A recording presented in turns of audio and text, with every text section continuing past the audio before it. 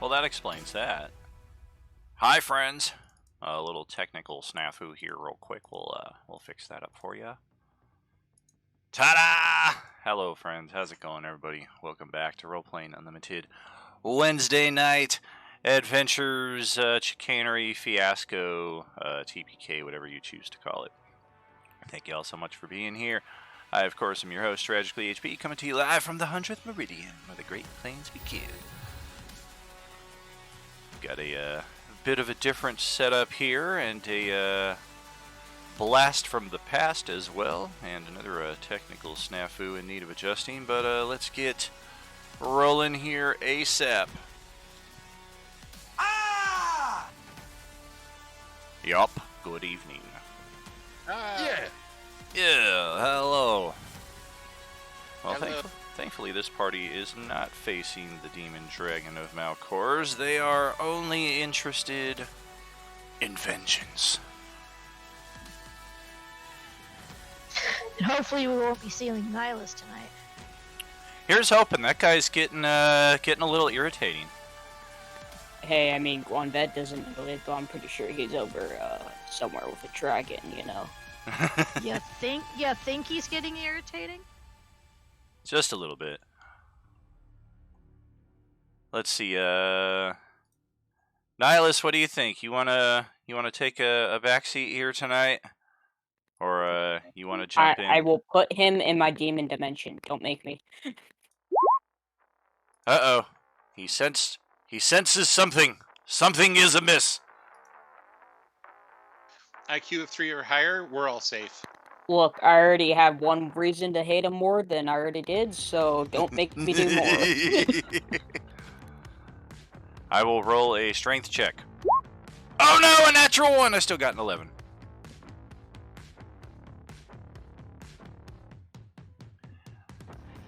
Alright, so Nihilus, you are not here right now, and in fact we are a little bit ahead of the curve on this current map. Just a bit of a spoiler alert, as it were. Well, I think we're still on the ship, aren't we? Correct. And that... Well, I guess... Shit, I brought the same map over twice. I brought the docking bay over instead of the main bridge level. So let's see just how that plays. Oh, computer is doing a mandatory scan, so that's nice.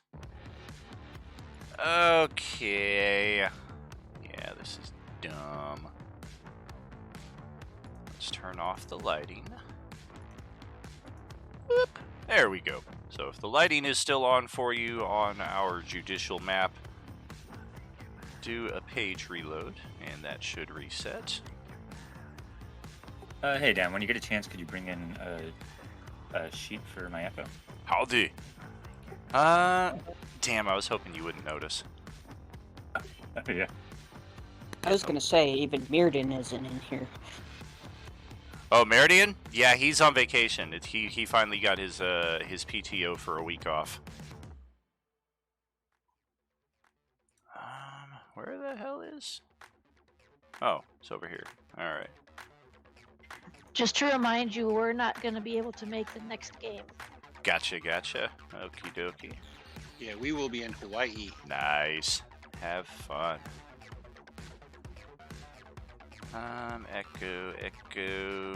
There you are, Echo. Oh no, that's an earthquake. There's Echo. Okay. And let's drag him up into the appropriate area. Perfect. Alright, thank you. Yes, indeed. Everybody else's character sheets looking on point. Anything I did not transfer over here? You didn't transfer the wand of Super Mega Nihilus Killer. Yeah, I agree with that. I think we all had one. I did, but it broke the game page worse than G24 the other night when we tried to run with the animated graphics. So we can either have Nihilus or the weapon to kill him. So I figure having the weapon to kill him makes no sense if he's not around. So we'll just go with the Sith instead.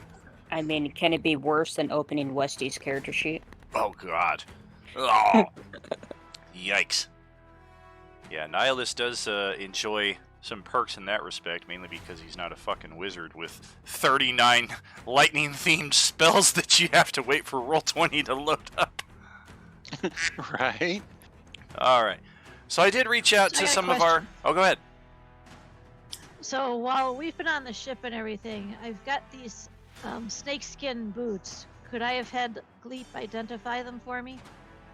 Oh, absolutely. And you would also have the time to attune if you so wished.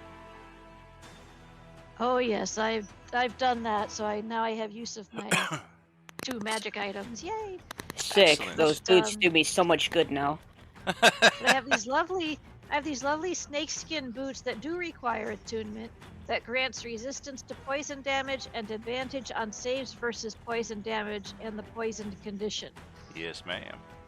If anyone is interested and might have anything worthwhile to trade, I'm available. Yeah, I was just gonna say, if somebody wants the boots, they can have them because they do me absolutely no good anymore. Yeah, we did have a few of those pairs of boots go out into the field of play for anybody who knew what J-Man's campaign was, not against the Spork. Where's my spork boots? Yeah! At least they weren't stubble Yeah. boots. All right. How many fighter types do we have in this group? 17. Oh, okay. Gloop will be replaced by Aha. So, Alright. because I mean, it's we need a couple more rogue types in.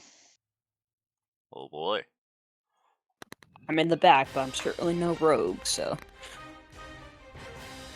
Okay, you can all get behind me. Alright, so let's find the spiral staircase. Oh wait, wrong game. So here's our current party lineup.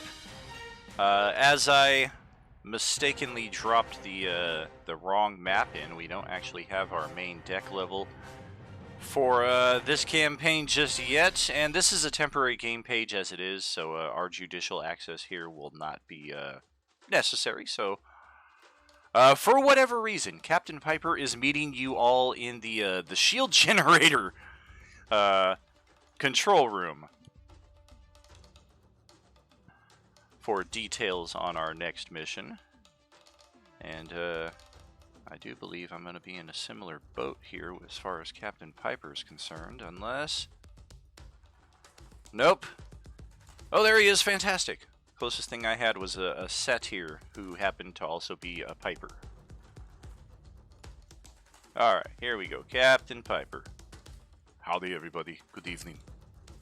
Hello.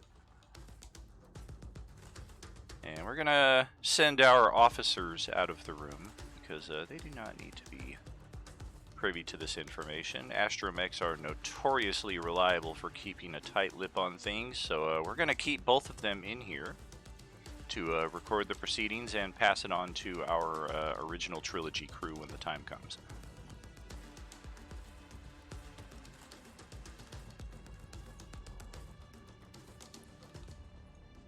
Piper looks at the assembled group before him and wonders how Kerr got to be back in bugbear form. That's not right. Oh, there he is. There's 2 of them now.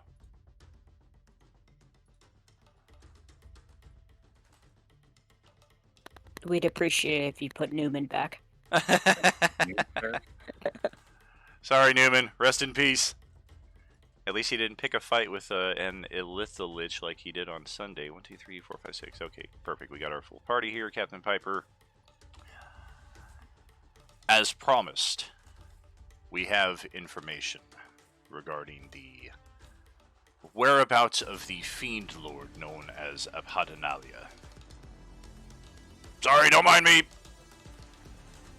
This is actually the dude that Tony got the stem from. This is the pilot Gorax. Oh yeah, then he should totally stay, right? That's right. He's a strange-looking fella. I'm a Durham. Certainly, for sure. Says the hippo. Yes. It's adorable. Not as adorable as this, though. I mean, that's just a smile that'll melt your fucking heart right there, while stealing your wallet at the same time. And stabbing your back. And after all is said and done, returning your wallet to you because they didn't know they had it. Welcome to Kender's, baby.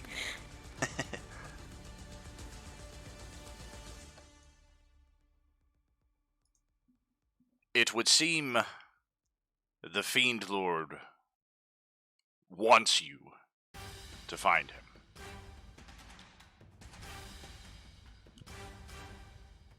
I don't like when a Fiend says he wants to find us. If he was difficult in your previous encounter with him, facing him on his home turf will be all the more impossible. But nevertheless, as I said, we would look into this for you. And we have. But it is very wise to be prepared and cautious for this. A devil that wishes you to enter his domain is no fool, nor is he a challenge that will be easily overcome. I must ask again on behalf of the TechX ruling council. Are you certain about this path you have chosen?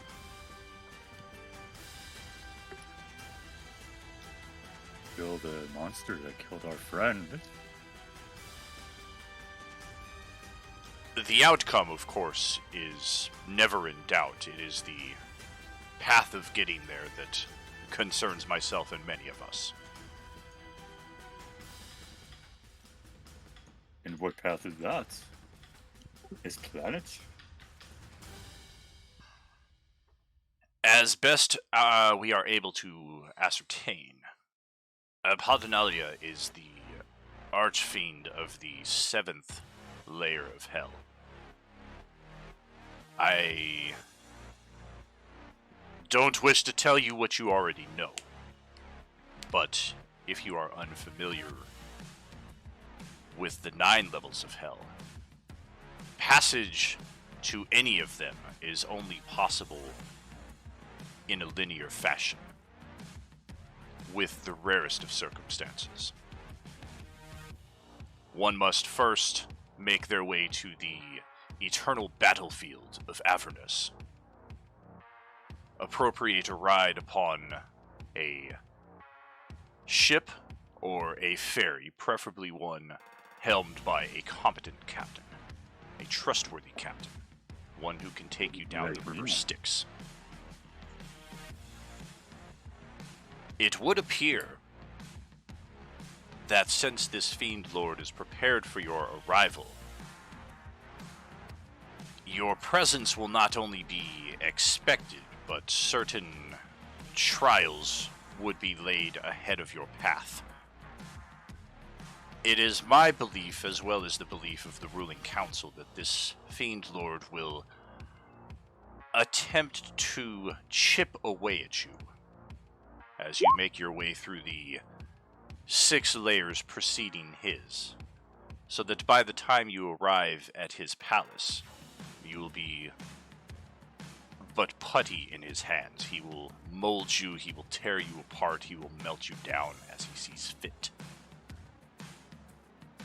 Not if we do that to him first. But of course, Agreed. I speak not of a certainty, but of what we suspect his plans are. And based on your last encounter with him, I do implore you to consider this wisely, for while there is no direct path to his home that we have access to, we have every reason to believe that once you are within his domain, and the domain of his, I use the term loosely, fellow archfiends, we have every reason to believe any path out of there will be closed to you. So we'll be stuck there. At least until you find your own way out. The standard methods that we use to pull you out or drop you back in, we will not have access to. Is it the only way? It is our primary method. It is the only way that we have to extract you from the field. The levels of hell are not like the typical domains that we access. So be it. Well, I'm ready for almost anything, except I need my Tuesday character sheet because the one I have is not correct.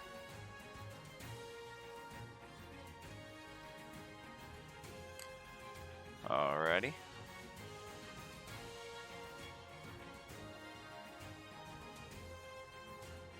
Thought I had retired from the days of shifting these goblins around. I thought Right. wrong. Just when you think you're out, right? Right? Well, Finally- they're goblins. They're everywhere. Yeah, I mean, when I did the whole game shift a few months ago and had all the characters on one page, I thought that was the end of it. While you're at it, All right. it seems I don't have permission to access the Echo. Okay.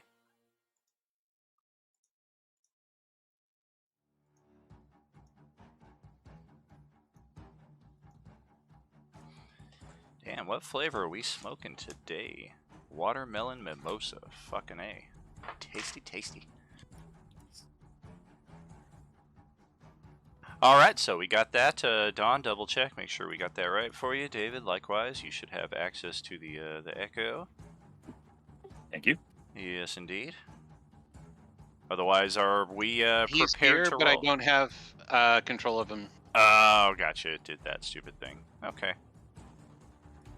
That's right. It copies the sheet, but not the preferences. I always forget that. There you Have go. we all gotten long rest at this point?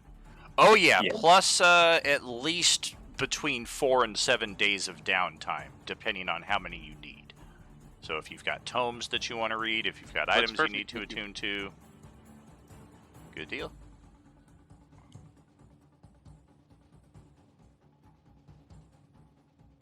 I will bring Meridian's inventory here real quick, just in case anybody does want to do any shopping with him.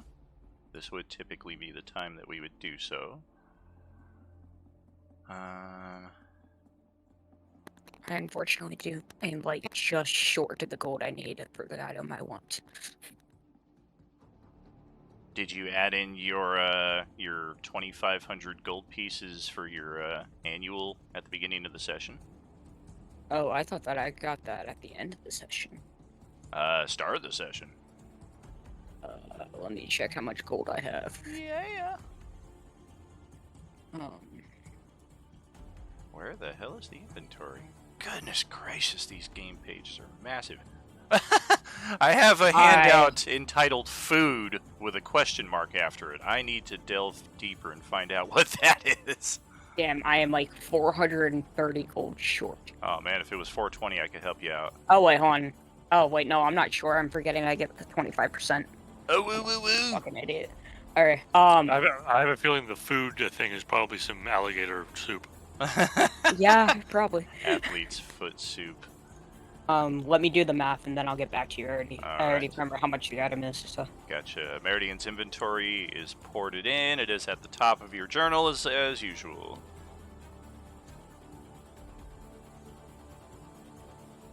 Did we handle payment for the apprehension of Lord Rathmere? I forget. I I don't think so. I don't think so. Yeah, your group didn't get paid. don't think Well, so. that'll handle.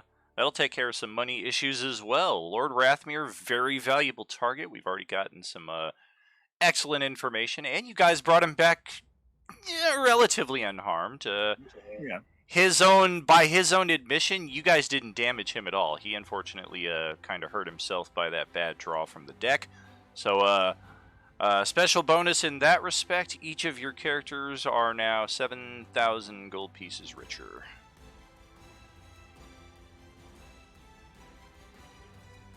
So definitely have yourself a look-see at the inventory here if there's anything that you want to purchase. 7,000 will get you access to a fair amount of his inventory. Of course, the most valuable things are further down below that.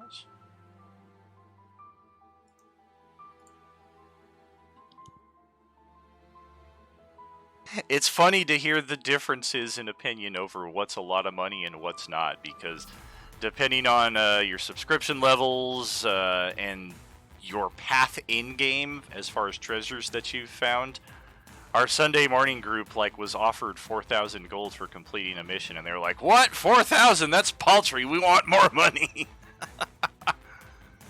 I mean, just I think it was Monday, literally, a party of 6 of us got 3,000 gold each for the one session, just from that one area of the hallway. Oh, very true. Yeah, it definitely depends on where you go, and in the case of Sunday G3, they spent, I want to say, 4 sessions fighting that giant cactuar at Miko Station. And when you spend that many sessions, I get that it can be hard to forget what the DM gave you a preface of at the beginning, but I did tell them, make sure to explore this area because there is treasure everywhere. This whole area has been abandoned, so you may find a lot of goodies. And they left so much stuff behind. The only thing they found was when Sarah went into the room and got access to the tank, she found that treasure chest with the platinum and the platinum scarf. But that was 15% of the total treasure. So that was sad.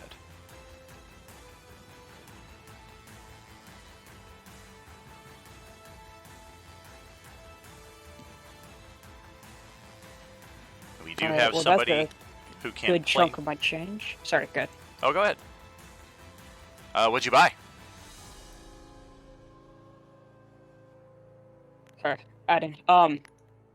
I was going to buy the robe of Magi.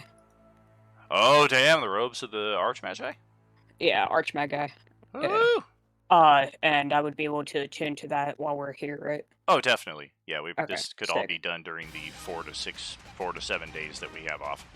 Sick. My spell save DC is going to be going through the roof now. Woohoo. Gotcha. Just like Westy. Ghost Step Tattoo, yes indeed. Meridian will call his tattooist in, who suspiciously looks like Captain Rex.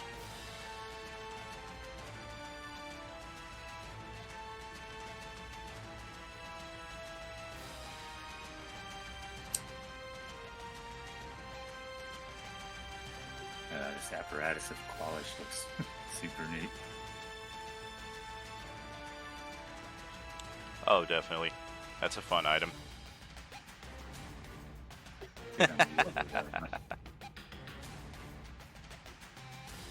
Yeah, y'all should have not spent so much time fighting that cactus and more time gathering treasure and getting the fuck out of there.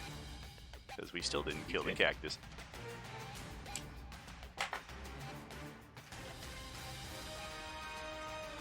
Alright, I'm getting 10 potions of speed.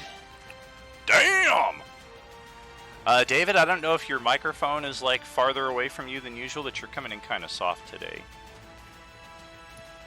What? Am I? Just a tad. I'm going to turn you up a little bit here on my side, too. I could turn up a little bit here. Cool. Yeah, it's always a fluctuating thing to keep it at the same level for weeks, and then you log back in. Oh, it's all different. Right.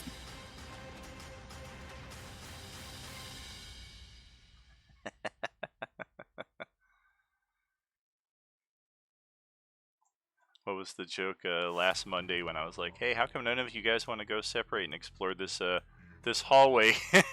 Westy's like, "This isn't Sunday group," and then Grant just goes off and explores it anyway.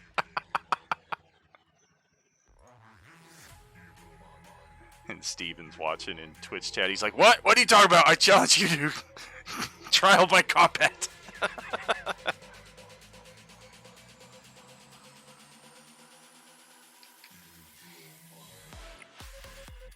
So are we looking through the inventory? Is that what's going on, or shall we proceed? Yeah.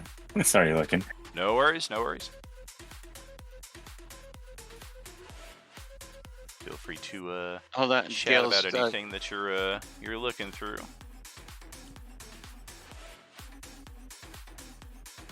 Superiors are 2,000, right? Is that superior or supreme? Oh, Supreme is 2,000. Yeah, that Okay. sounds about right. Superiors are still in the hundreds. I thought like 900, maybe.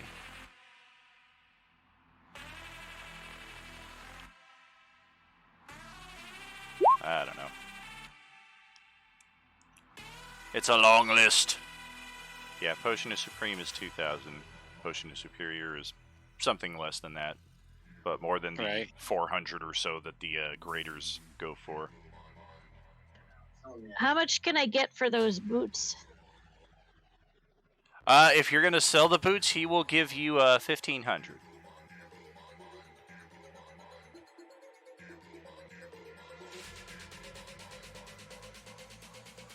Superior healing is 500. That's where it is. Oh, okay. I see it. I think the graders went for 300. Yep, and then your standards are what, 50, 40? 40, yeah. So yeah, definitely stock up on restoratives, because as your characters are thinking about the path ahead, if you're going into the 9 hells and you have to traverse 6.5 to 7 of them, your first thought is, where are we going to find opportunity to rest and recharge? And your immediate answer to that in your own head is, it's going to be a damn hard thing to find that. Somebody got Lehman's? Yeah, even something like that, you're kind of like, it's hell. I mean, a simple dispel magic on the material plane can get rid of that. If you're in the 9 hells, who knows just what hell you're looking at. Maybe I should switch out all my fire spells real quick. That might be a good idea. If you're going up against devils, they are notoriously resistant / immune to fire. It's okay, I have 1 spell that does fire damage. Well, 2 if you count Hellish Rebuke, so. Resolve that trial by combat, that's right. Someone will pay for this insult.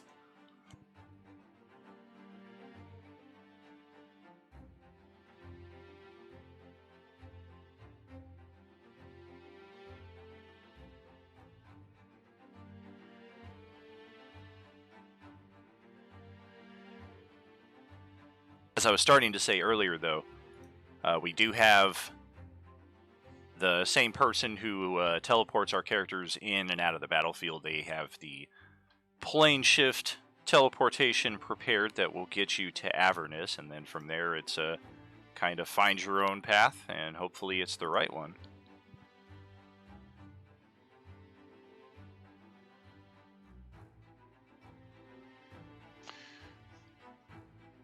Okay, so I spent another 5,000 to get 10 potions of superior healing.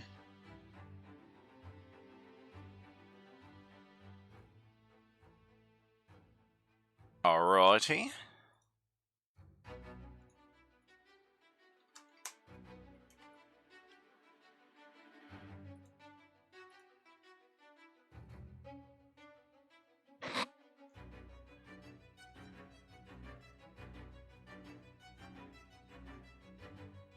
Yeah, that Rod Yeah, of I'm gonna Security use- is kind of cool also, because it doesn't look like it requires attunement.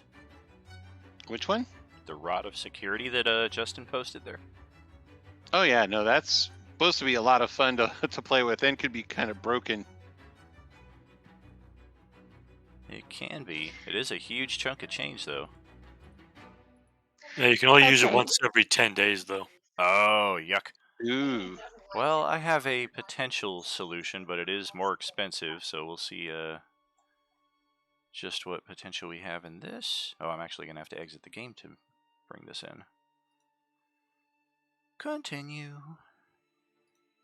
The Adventurer's Bedroll. Yeah, right. You wish.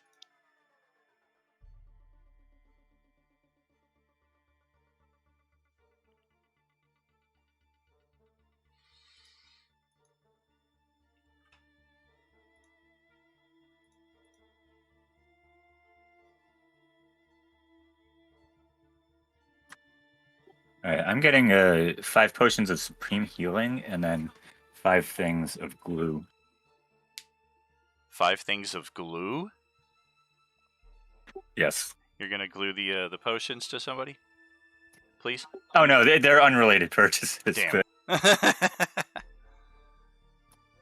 we're gonna glue something to something else. Oh boy. Alright, here we go. For those unfamiliar with the Adventurer's Bedroll, I present to you the most broken item in the potential history of D&D. And this is not up for obtaining right now, just something that once in a while our groups come into possession of.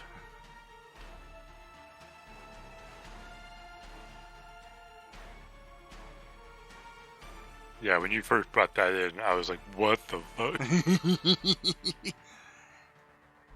Yeah, that's an item fit for Tier 4 experienced characters. It's in my Tome of Magical Mystery Tier 4. I have all 4 tiers of it, but all of the magic items in these are definitely broken to some respect. And full of grammatical errors, I have found. My favorite being the Flintlock pistol. Nothing like a good old flintlock. That's right. Where did you go? Okay, you must be in Tier 3. I thought you were Tier 4. Tier 3. We will sell this for... There you are.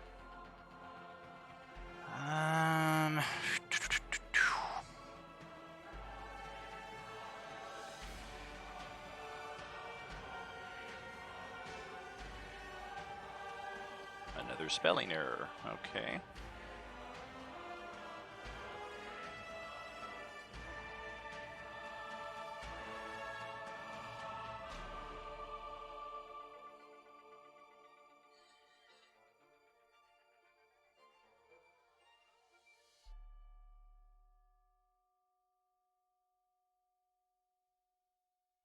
Yeah, just ignore the last line of this item here, but he has one of these that he will sell for 60,000 gold coins.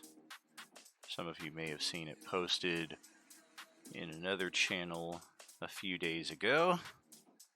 A little miniature house that fits in your pocket. Ooh. And that's what it does.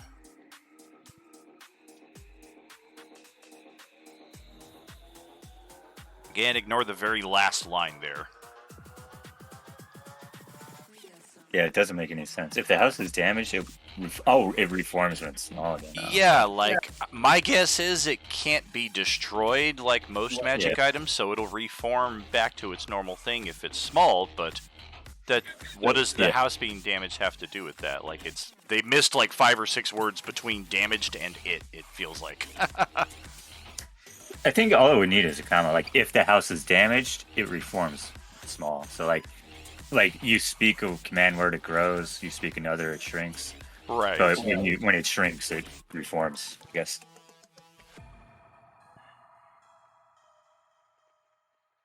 Yeah, and I guess beyond that, it varies depending on like what actually counts as damage against the house.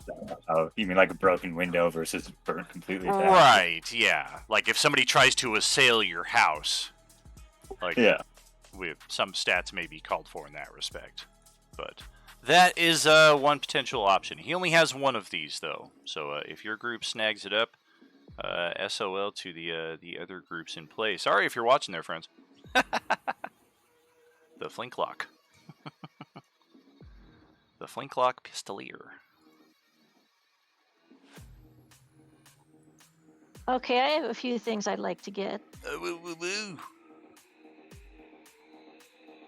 So I'm gonna trade in my boots Okay.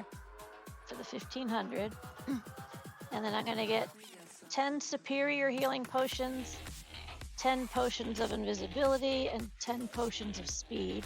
Oh, So that's 10,000, okay.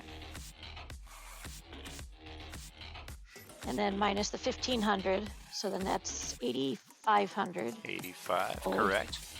And then add onto that the boots of Elvenkind for 600. Okay. So 9100 gold. Sounds good.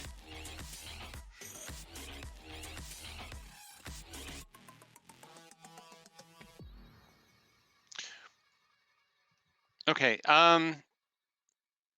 There's this one. It's called the Flute of Sauron Summoning.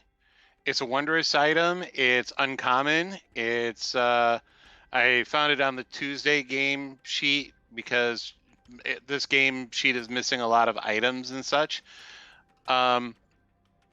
It basically works like conjure animal spell, except the only animals you can conjure must be dinosaurs or medium or larger lizards. And it can only be used like once per day. So I was wondering, and it's an uncommon wondrous item. How much would something like that go for? What is it called? The Flute of Sauron Summoning. Saurian. Oh, Saurian. Saurian. I was like, it's gonna Saurian. summon Sauron? What about the ring? Damn! Ew, it's got a musky smell. And you gotta put your fucking lips on that thing, dude. I'm a goblin. I don't care. That's fair, that's fair. Yes. Dinosaur. Dino DNA. What the hell? Okay, I'm typing in the wrong thing here. There we go. Conjure animals. Oh, it's a 3rd level. Okay.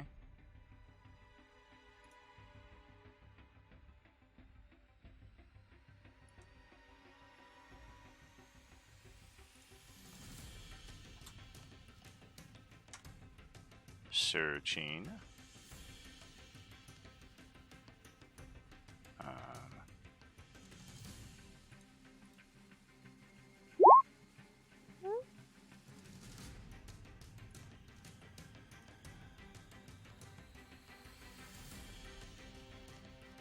Wow, that's new. I do not care for that, Google.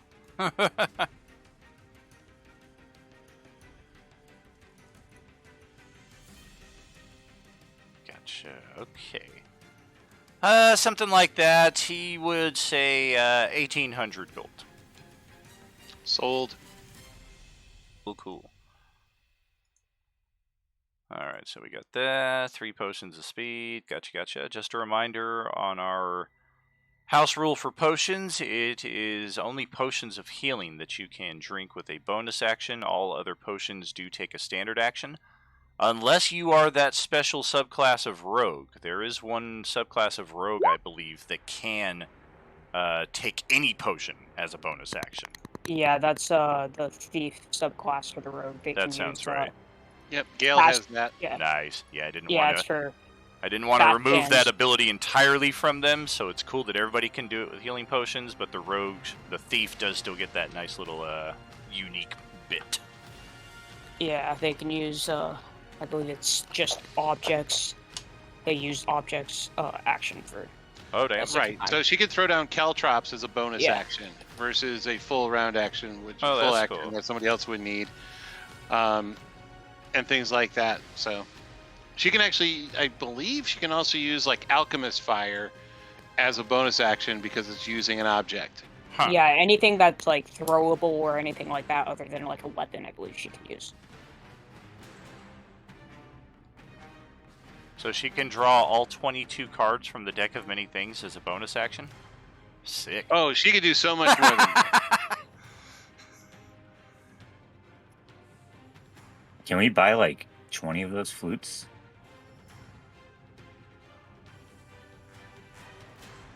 I don't know that he has that many of them. You also have to be proficient in wind instrument. Yeah, you just have to hold your breath and blow.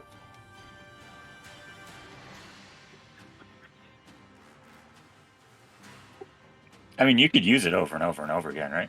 Like if it's a different flute. Once per day. Well, that's just that flute. But if you have a second one, right? True. I mean, you know, And what if you have a third one, fourth one, fifth one, sixth one?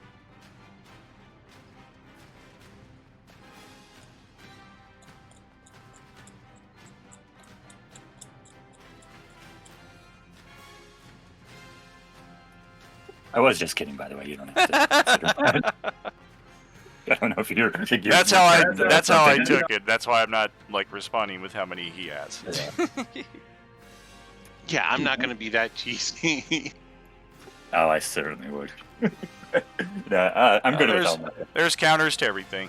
That's when you start having pickpockets and disjunctions. Damn, sucks. I How spent all much my are money the on those potions of uncommons. fire resistance?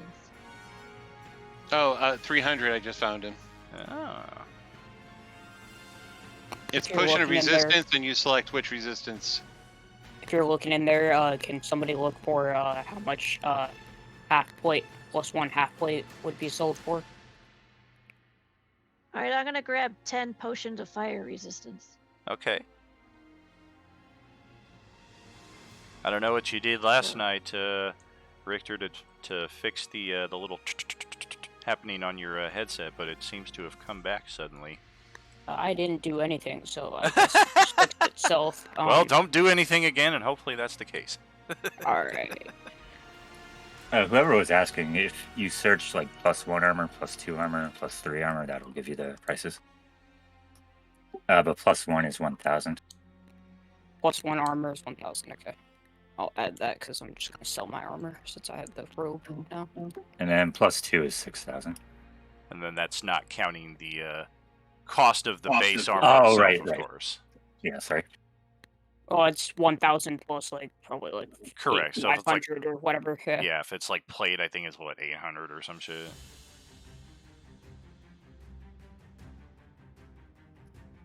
A trivial cost at this point. Exactly. That's why I'm not too worried about it. It's 750. Yeah, and then of course T3, 25% discount. Don't forget that. How much total have we spent with him here today? The only thing I remember is Gale's 9,100. I And she spent. just spent more than that too. I spent 50K, but if you're counting the discount, then the 70, then it's 47,500. Okay. I'm at 12,000. How about you, Don? I would love if my character sheet loaded so that I can actually drag and add I'm the all robe of set, Magi. actually. How much did you spend though? Just out of curiosity. Oh, I spent. Let's see. Hold on a second. I started with 16,000. I spent about 8,000. Oh, I didn't bring that down yet. Like 10,000. How about you, J-Man? All right, so since I can't afford like the really cool stuff, because Ricard's always broke for some reason,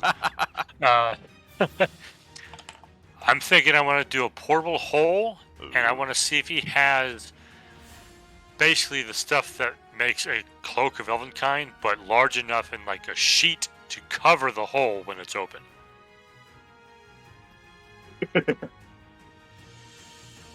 Trap?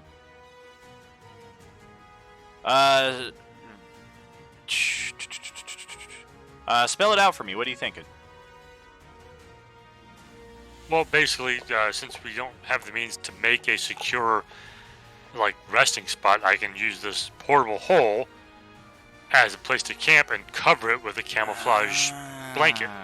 Interesting. Okay, so portable hole as is. How much is the standard? Oh, and we already have a portable hole in the party too. It's probably got some stuff in there though. I don't know if we want to hang out in Kerr's pocket.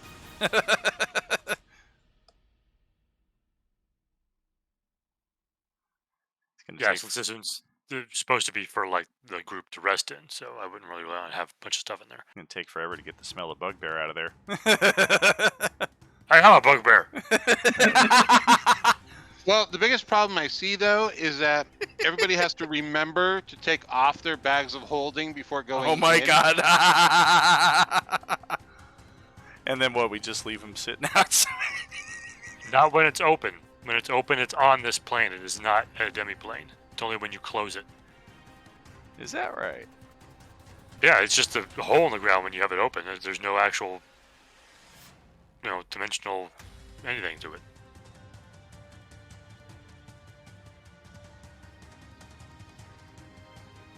But, trying to adjudicate where the line of that, breaking that line is when it's open is kind of stupid.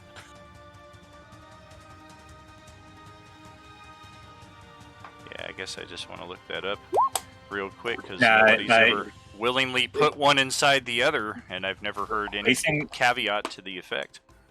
I mean, it literally says placing a bag of holding inside an extra dimensional space created by a portable hole instantly destroys both items and opens a gate to the astral plane. So, like, once you get into that space, boom. Yikes. Okay. Well, let's check.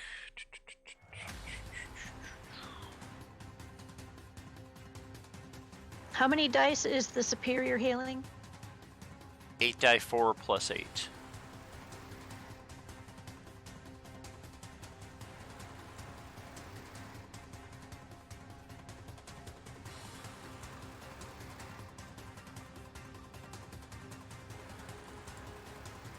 But I mean, we could turn one into a hot tub, right?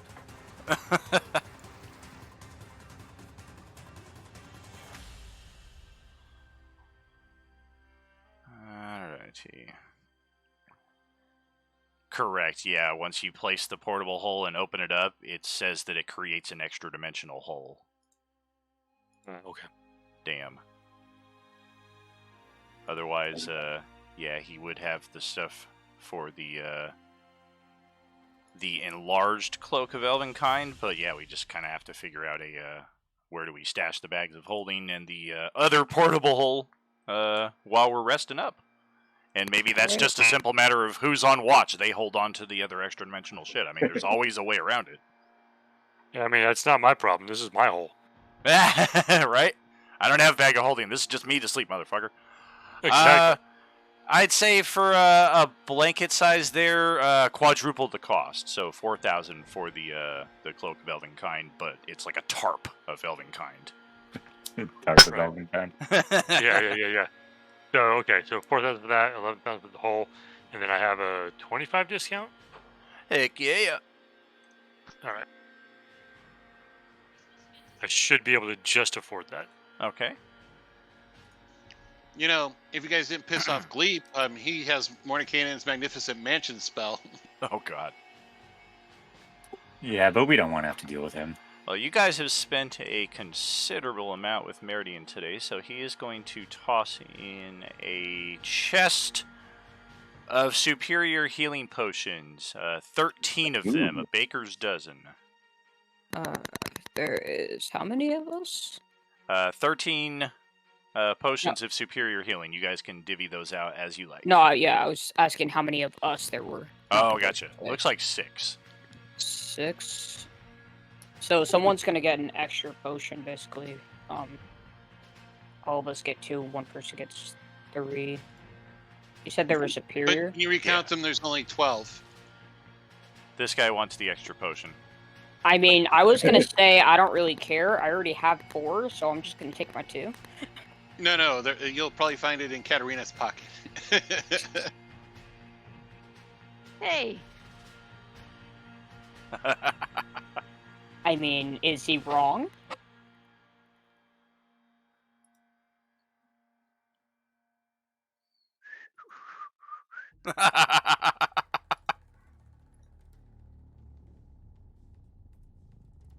So, anything else? Anything else that we're looking to acquire before we roll out? The last thing I'm looking for, I don't have enough for yet, so Vorpal swords are kind of expensive. that's not what I'm looking for. Shit. It's the other arch magi item, and I Oh. need a lot more. Oh yeah, the staff is quite spendy.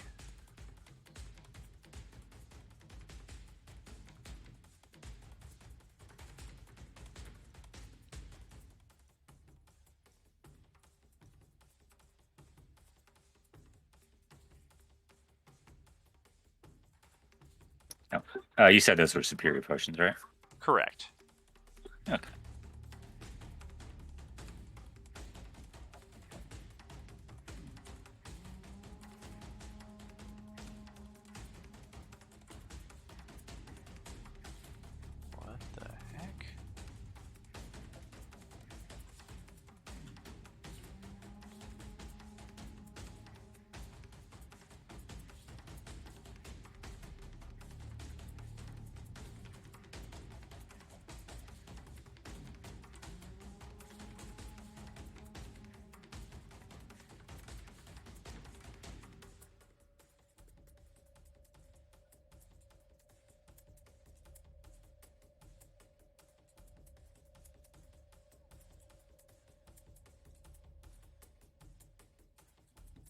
So this is just too cool right here. We of course don't have access to this in-game, but it is cool just to kind of see the detail that the Chains of Asmodeus creators went into for showing just how all of these different levels are connected by the river Styx.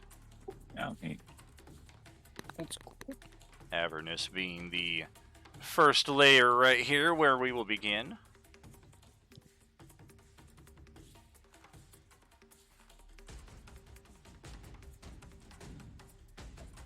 And this is our ultimate destination, Maladomini.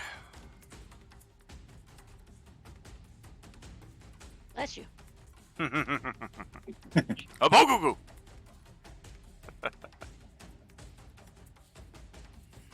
Broom of Flying, gotcha. Definitely a handy one to have.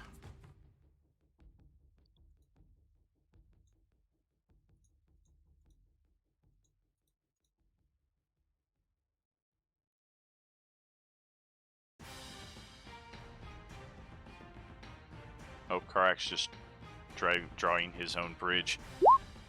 He's like, look, I found a path from level 1 to level 7. It's only 30 feet, too. This place is tiny.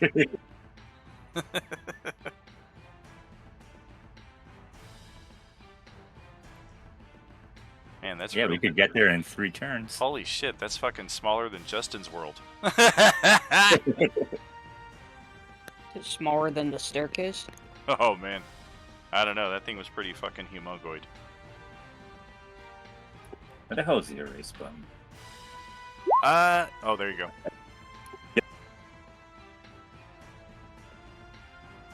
Tent supports, gotcha. No, no worries on that. He'll just kind of include that as part of the deal.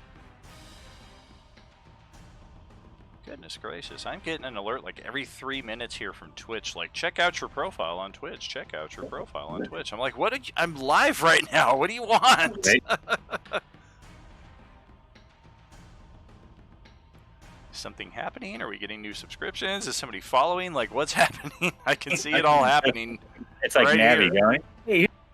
going, hey, listen. Exactly. Shut up.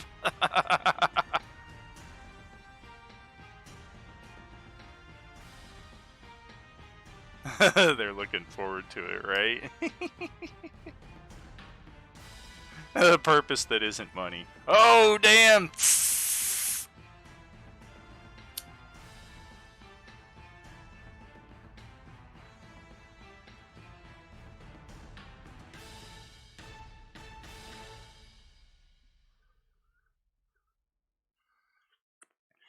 All right, final call here for Meridian Shop. We all wrapping up? I'm all set. Good. All right. Yep, I got my new robes on. Excellent. So, after meeting with the ship's teleportation officer, we will plane shift you all to the wastes of Avernus. And I have a more detailed map of this, actually, before we get to here. How the hell do I think... No? Yay!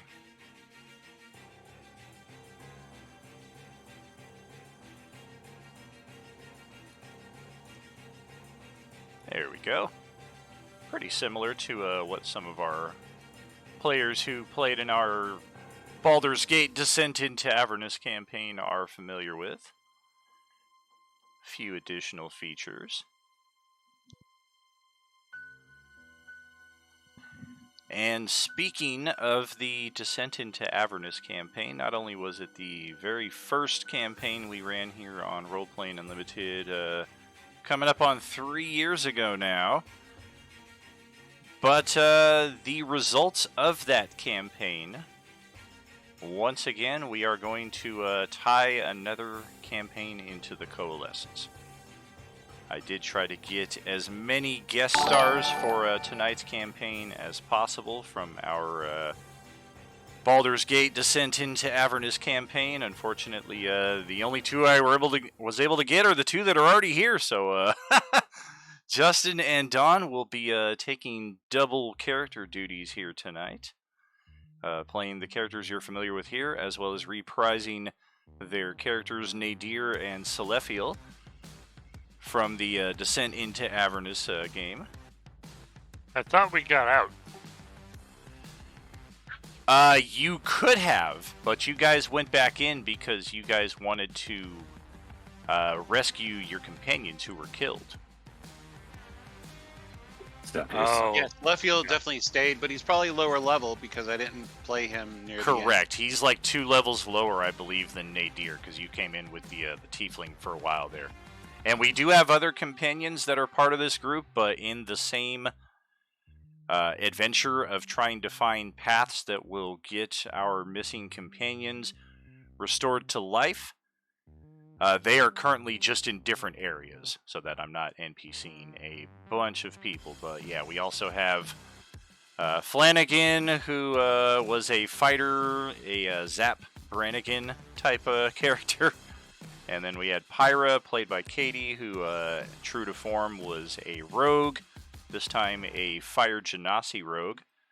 And then Remington was Dawn's warlock, I believe. That is correct. And then we had another 9 or so player characters who were part of that campaign, who all were killed by the Archfiend Zariel in the last game of the session. And that last game, we covered a lot of ground. We lost most of our entire party. We lost our Infernal War Machine. This all took place just up in this area, by the way. But our group had in their possession the Sword of Zariel, as well as some of the most amazing rolls for diplomacy and persuasion that I've seen. And they were able to convince Zariel to turn her back on her fiendish ways, rejoin the Celestial Hierarchy, and take up her sword again. Once she did so, she basically reversed everything that was done in the Descent into Avernus campaign. The primary theme of that game, if you've not played it or seen it, is the Forgotten Realms city of Elturel is part of a fiendish pact that after 50 years has come to fruition, and the city is being dragged in to the first level of the 9 hells by these massive chains. Zariel, the perpetrator of this contract, now that it's all null and void because she is rejoined the angels, she releases Elturel from the 9 hells, and she gives the party one favor that she will do for them at any point in time. And it was thought that they would have used that favor to restore life to all the characters who were killed, but they thought they'd sit on that in their back pocket for a while, and instead find other ways to restore life to all those companions who were killed. So that's where we find ourselves here after your group arrives in the wastes of Avernus. And just a couple of features here about Avernus. You can expect that it is just all kinds of hot because, of course, you're in hell. Perhaps most pertinent mechanically, you can already feel this oppression, like eyes are on you, like you've crossed over the threshold into Mordor and Sauron is just looking for you. Except in this respect, you know for a fact that devils are using scrying methods, clairvoyance, and otherwise to monitor your group's progress. You can just feel it, like the hair standing on the back of your neck as you make your way in here. And that oppressive weight comes down even further as after a few hours of travel across this barren expanse, you're not even really sure where to go. You're like, we don't see the river. We see just hellish landscape. Everything's on fire. There's no sun, really. It's just this fiery orb up in the sky, so everything's kind of gloomy as well. But after you've traveled for a few hours and you're ready to take your first rest, mechanically, short rest-wise, you're still good to go. But even after an hour, you're just thinking, I don't want to spend 8 hours trying to sleep here. And you've only been here for a few hours already, and you can imagine you're like maybe 1% of the way done. I would say my my ability to get us into my my lamp would be pretty useful here. It might be.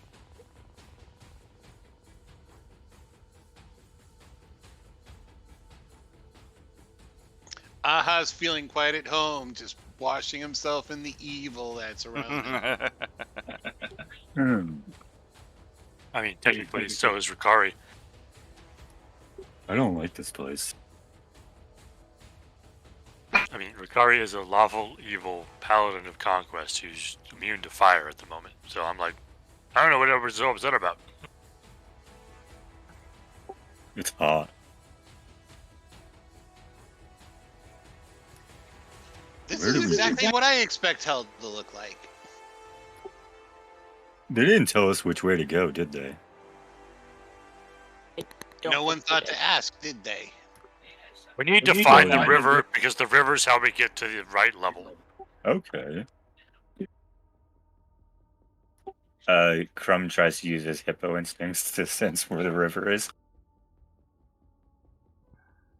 Your hippo instincts tell you that you are hungry. I am. Whoa, how did I know? Can I try to make like a survival check to see if I can figure out what direction it is? You can certainly do so. Fuck.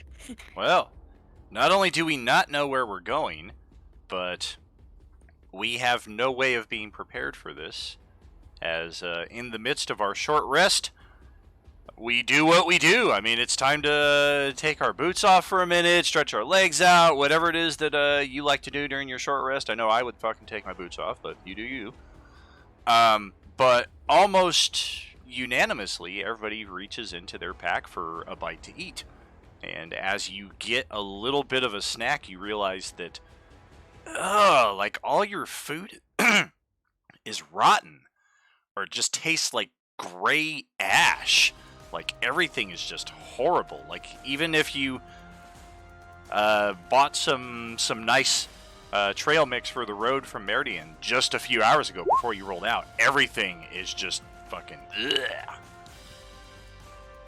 ugh. That's not good. Oh yeah, I forgot about that. You have to tell the chef about this. And as your group is resting in this, who just disappeared? Oh, you had to run. Boop, out I had to now. bring Aha in. Oh, I was like, what happened? Who just wink?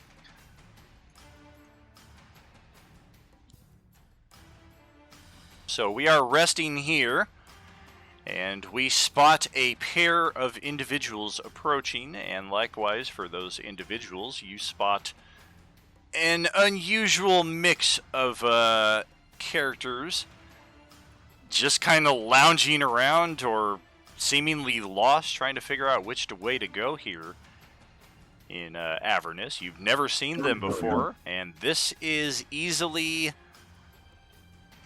time has its own kind of weird passage here as well, not so much askew as you might find on other planes, but safely it's been about a month since the conclusion of the Descent into Avernus campaign, so you're still on your quest to find some treasure, some experience, some power that will enable you to get what's needed to bring your companions back. Yeah, those devils. Bash them. Let's take a look-see right here. One of them looks like this. It definitely looks That's like a devil. a devil, man. The other guy looks like this, and he's riding a magnificent unicorn. He looks like he's too Or is it a good, man. Pegasus? Pegasus. Pegasus. Yeah, he's on a Pegasus. Oh, wow. Without wings. So a legacy. So a horse. Yeah. He has wings. It's just not on the character. It's just not on the token. Yep, and I have a crown, because just not on my head. Why is he so small? Gotta make it fucking huge just for you to fit on him. There we go. So yes, what do either of our sides do? We are all controlled here on the player side of things, so how do you want to handle this? Battle. I'm just gonna walk up to Surikari and I'm just gonna say, what do you think of these two? Because I see a human, but also I see like a devilish thing, so I don't know how to feel. I was just kind of looking at him as they approach. Well, could be a number of things here.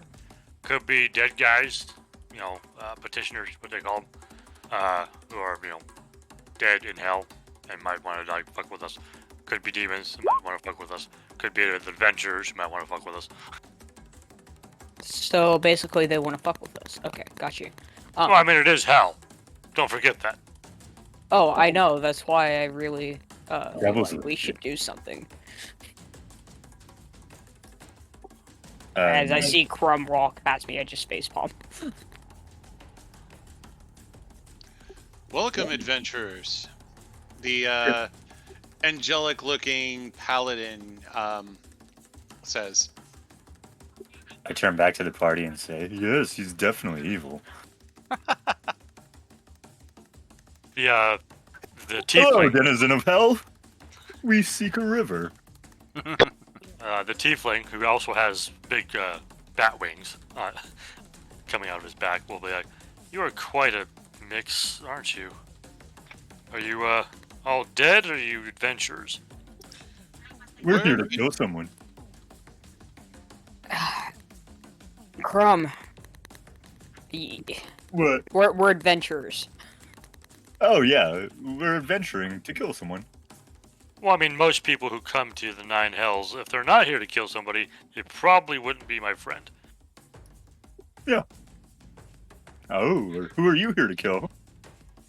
We're We're here to actually rescue our here- companions. Yeah, some of our companions fell in our crusade against Zariel, and we were trying to find the means to bring them back. Oh, And at this Who are level, you here to kill?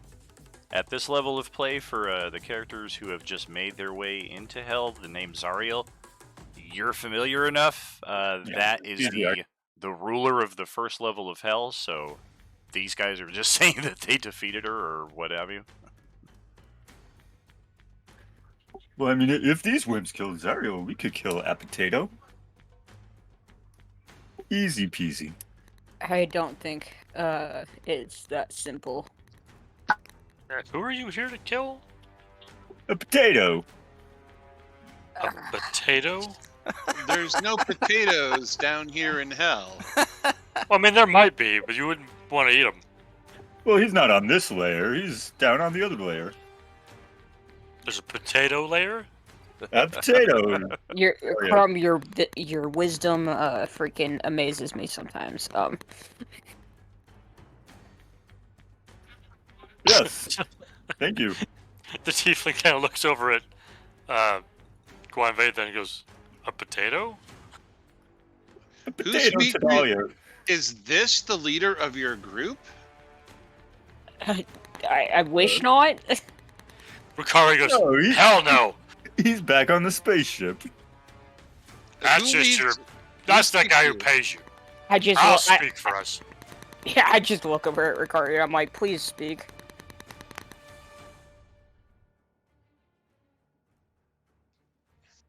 So yes, of course, the giant bugbear and the Orbalisk, you know, living armor, comes walking up. He looks like he probably belongs here, actually. Yeah, I speak for this group. I am You all Celestial, speak for the group. As paladin he of walks, Tyr. sorry, I was gonna say as he walks forward, Guan Vei's just gonna like float up like 5 feet. On a tier, huh? You're a long way from home, aren't you? No, Tyr is on this realm. You must be a long way from home. Tyr ain't in the first level of hell, buddy. I meant that Tyr is the god of these realms, And yes, I am a long way from home. We are trying to find and resurrect our companions. You do understand that hell connects to more than just whatever realm you came from, right? We came from space. Yes, quite. You came from where? Space. Just okay. Sorry. A ship in the sky, basically. Sluffield looks at Nadir. Do you know what they're talking about? Perhaps one of those Halruan skyships? never- Close. Heard of them going out into space, though. They're quite fanciful. It's possible. Can I like create like a minor illusion to cast minor illusion to like create a minor illusion of the ship? The horse intelligently follows your movements around. 1 second.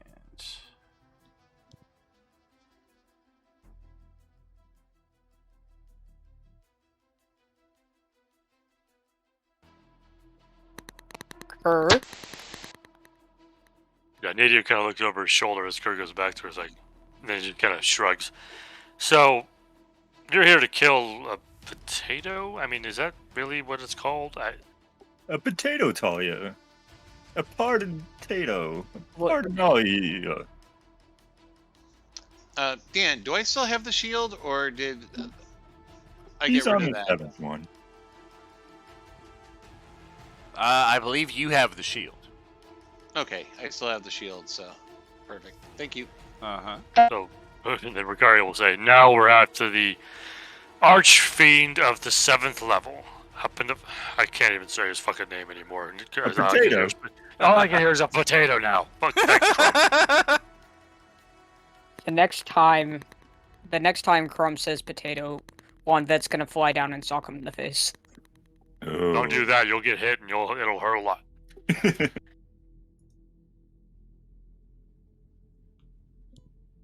Oh, you're going after a Archfiend. Well, I can tell you from experience that is not an easy thing to do. And if you don't have the linchpin that makes it all come apart with one quick little thing, it's probably not going to end well for you. We're willing to take the risk. Well, more power to you. To get to the 7th level, you'll either need the proper gates or to take the river. Okay. But be careful. The landscape here is not stable. You may be walking towards the river at one point, and then the river will end up being behind you for no apparent reason. Noted. Yeah, it's quite, I've it's never quite really frustrating been sometimes. noted. I've never really been used to being stable, so welcome. So which direction is it? That's do the we thing. Do we remember the last direction the river was in, Dan? It's pretty much equidistant north and east from this position because it kind of circles around. Right. So, last our reconnaissance told us if you go north, northeast, or east, basically in this kind of swath here, you should come up to it because it kind of curves around us right here. So, in any of those kind of directions, this like semicircle here, you should be able to reach it. Thank you, devils. I am not a devil. I am a tiefling for sure, but I am not a devil. Whatever you say, man. I mean, really you live here, right? No, I'm here trying to rescue people. I've come from Kalimshan. Oh. Well, originally, I was living in Baldur's Gate before the city of Elturel got tore down to hell. Oh. That's what I was hearing about. Should be grinding there.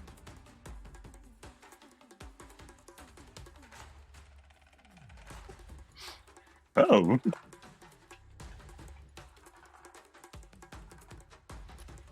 Do you know where we could get a boat?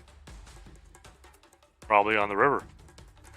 How You guys do convenient. remember that they tend to charge soul coins.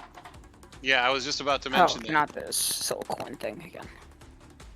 So, yeah, be wary though. A lot of the things down here cost soul coins. They're quite evil, and is basically houses the soul of a dead person in it. So it's just like every other kind of money. Are you sure that you actually let him speak, or does he just say things without permission? It's the, The second one. thing. The second I don't thing. need permission. Her Yeah, shut Charlie. it. Mikari goes like, shut I it. don't care. Mikari goes, I don't care what he fucking says. Why do you? Down here, you have to watch your words and your deeds. Upsetting the wrong creature could lead to a very early end to your adventure. You Okay, see Quan sigh very clearly, and he says, "We're pretty used to it." Okay, we've come here to challenge and kill an archfiend. We're pretty sure, since he knows we're coming, that there's gonna be some fighting before we're done. We'll be fine. But After thank you all, for the we're here for warning, vengeance. Paladin of Tyr.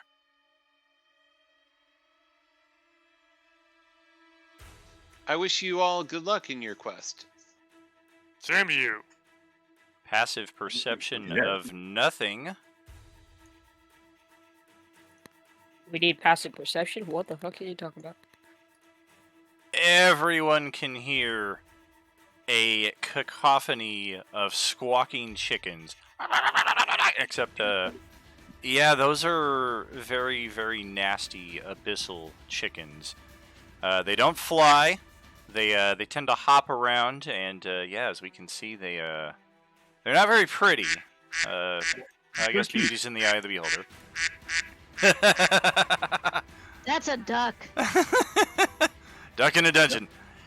And What the fuck is that? they I'm are. pretty sure the picture he just showed me wasn't a fucking chicken either.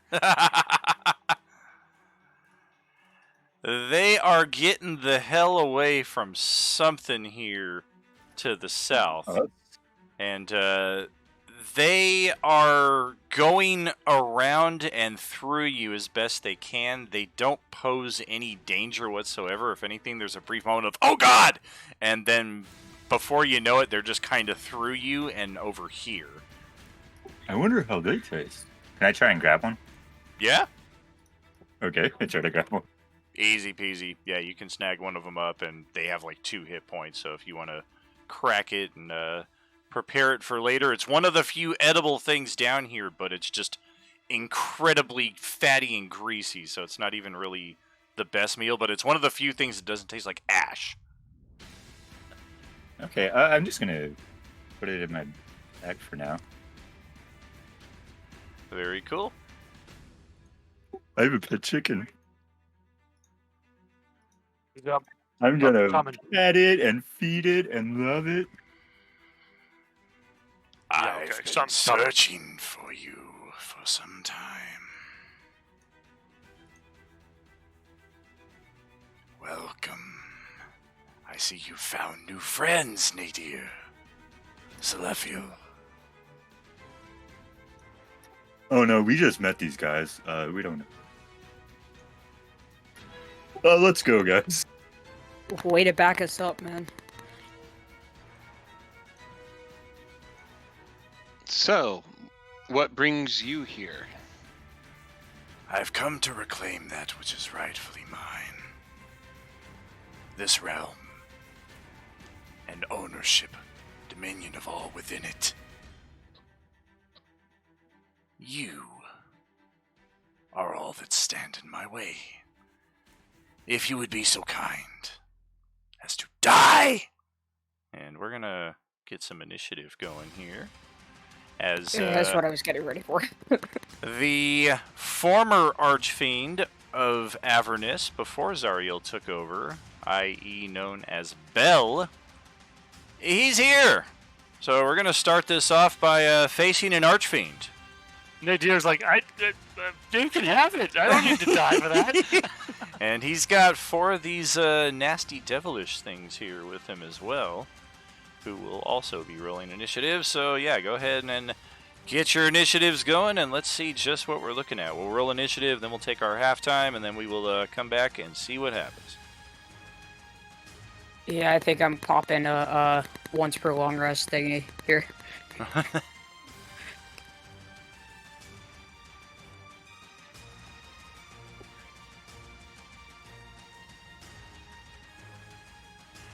Oh yeah, if you played Descent into Avernus for sure. A lot of this I'm just kind of winging too because there were so many features of that I didn't remember, so it's just kind of like, oh yeah, I remember this and I remember this, and the chickens were definitely something I wanted to feature again because those were fun. We must protect the chickens. One of the chickens, as it squawks by, goes, "Blah, blah, blah, blah, blah," and you go, whoa, whoa, whoa, wait a minute. Oh no. The soul of our little friend is trapped inside the chicken. Oh no. We'd have to go through all of the chickens and open them up. Oh no, it's the one you just cracked. Shit! Now where's the soul? Alright, Bill. Let's check your initiative.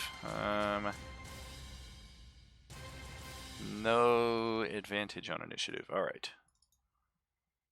And he's got a 10. A whole 10. How perfectly adequate. I'm phasmed by the fact that I got a 14 and I'm still the highest. Damn, I got a 10 as well with the his support staff. Wow. Yeah, as I recall, Nadir was never the handiest when it came to initiative. So that feels pretty high up there. That's just stupid because he got a +2. It's not like he's terrible at it. It's just, I never rolled well with him. Yeah. So 6 of you, +2 extra characters, +2 varieties of monsters. The chickens don't have an initiative. That makes 10. Count looks correct to me. So yes, we will take our halftime here, friends, and we will catch you on the other side to see just how this ball plays out. Are you with us?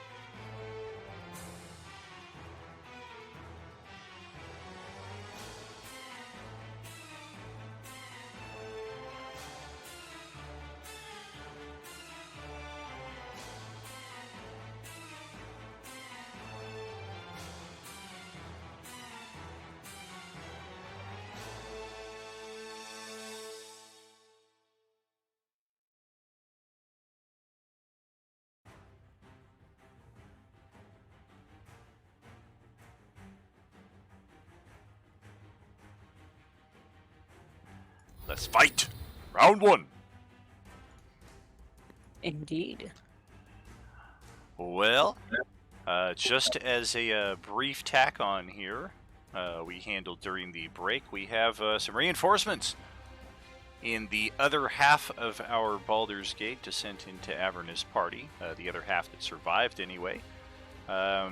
So that Dawn does not have to control 3 characters, we will keep Remington off of stage left, but I will bring in Flanagan and Pyra here to reinforce us. We have a Paladin and a Rogue coming to join the fray, but otherwise, Guanve is up first in the initiative. Alright, well, I will start by using my bonus action to go into my Herald's Aspect form. Is Veridar actually here? Because he's not on the initiative. Oh, thank you. Yes, he is. And after that, I will immediately fly up 60 feet. Of course, Ben would get highest initiative. So I fly up 60 feet, and for the I'll gain immunity to fire damage, and then I will also choose for the extra damage. It just chooses when I attack. Okay. And then I'm gonna immediately try to fire 3 blasts at Ball. Eldritch Blast. Okay. First one. Yeah, we're just 29 gonna hit. counterspell that. We hate Eldritch Blast, and it's the easiest thing to counterspell. Well, sir, fuck you. Do I have counterspell? I do. Fuck you, bitch. I counterspell your counterspell. Fuck you. I want to damage. Alright, Devil number 1 will counterspell. Your counterspell of the counterspell. Okay, what level is his counterspell? It is level 3. Okay, I need him to roll because my counterspells are level 5. Well, you only posted a level 3, otherwise I would have done a higher one. Alright. I'm a warlock. Like the range is only 60 feet in that spell. Oh, yeah.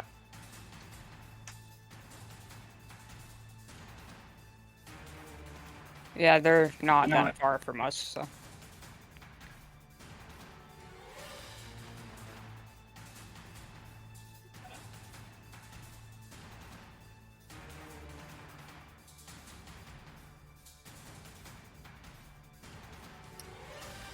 Do you really have 255 hit points?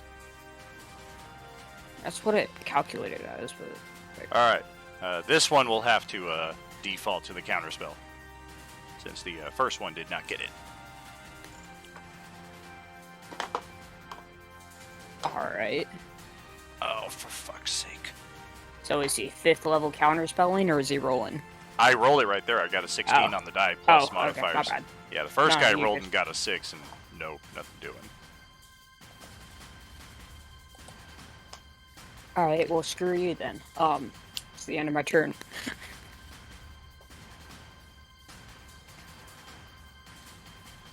Alright, well, Veridar will try a little something here.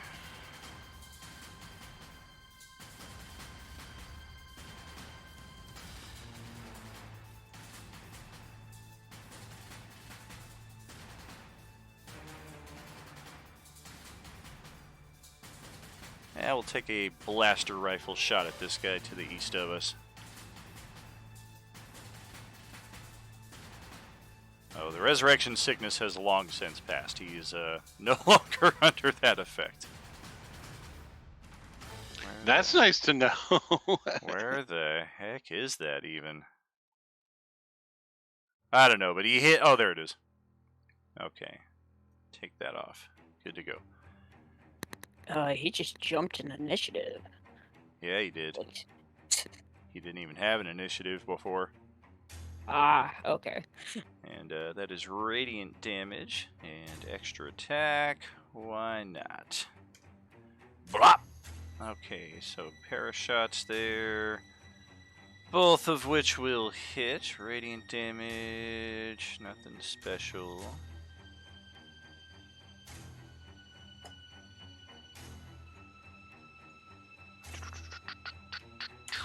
Got it.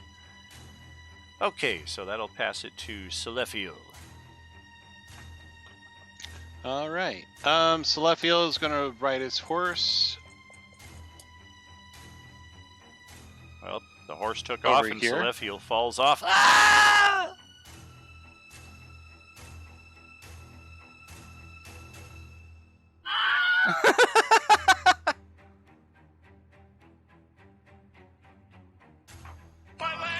I broke my ankle. and going to attack this one. Okay.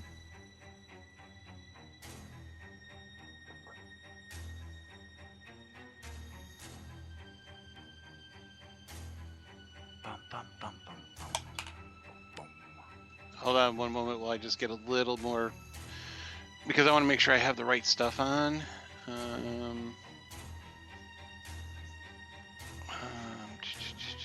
You didn't have to write. What's that stuff? Yeah, that stuff. All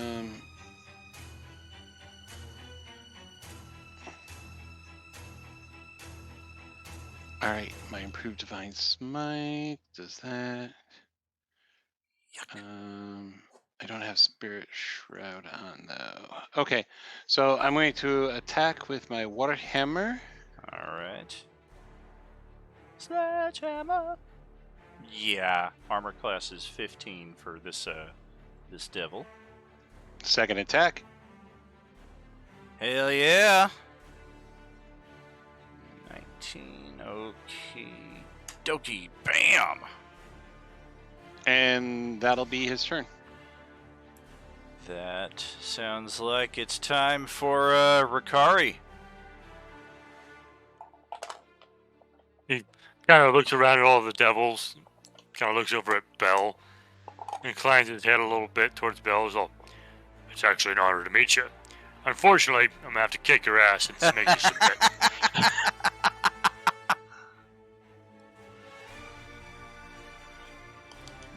You will try. So I'll move up to this guy, and with my reach, I'm going to smack him a couple times. All right.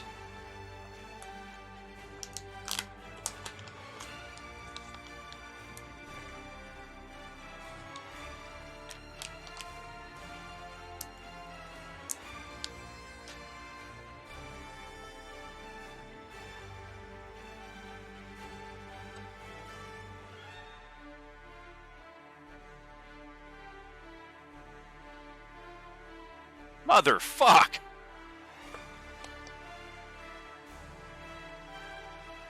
Well, I just, reset all my inspirations, so I'll use one of those. All right. Well, 27 will just barely hit. For 32 damage, yeah, we'll take all of that. Okay, well, that's significant. Ow! Well, what the hell with that one again? Damn! I guess I spent another inspiration. Good God, maybe I should bring Nihilus in after you guys burn all your inspirations. 17 will still hit. Armor class is 15. Does this thing got anything against that? I don't think I have any shield spells. Nope. That doesn't help. I'm immune to poisoned. Shit.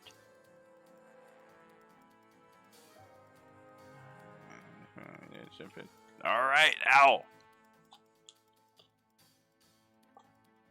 That'll do it for me. I just moved up there and hit him a couple times. Alright. That's over to Crumb then.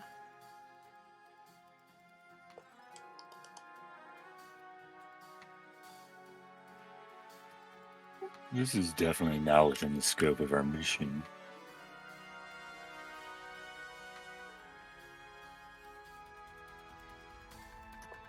And then we dash. Definitely.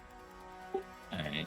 And then as a bonus action, we'll try and shove him prone. So That means I gotta roll stuff. So. yeah, it does. Okay. Ooh, Damn. did a bad one there, yeah. What the heck is going on here? Damn, just barely edged you out. Ooh. Oh, yeah, shit. Even with advantage, right? Yeah. Nice. All right, then Crumb will bash some more. All right. Ooh. 3 for 3 on that. That's 19, 21, 31, 36, 46, 48 damage. Ugh. Yeah, suck it. Look, I don't Ow. want to be doing this. Just leave. And then that's the end of the turn. Yeah, this thing just eyes you back evilly.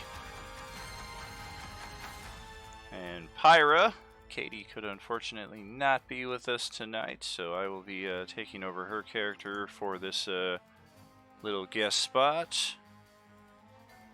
Let's see. I think first we're gonna try this. Yeah, we're gonna do the bonus action to assume the spectral form. Heal flying speed. Move a lot quicker on the ground, though.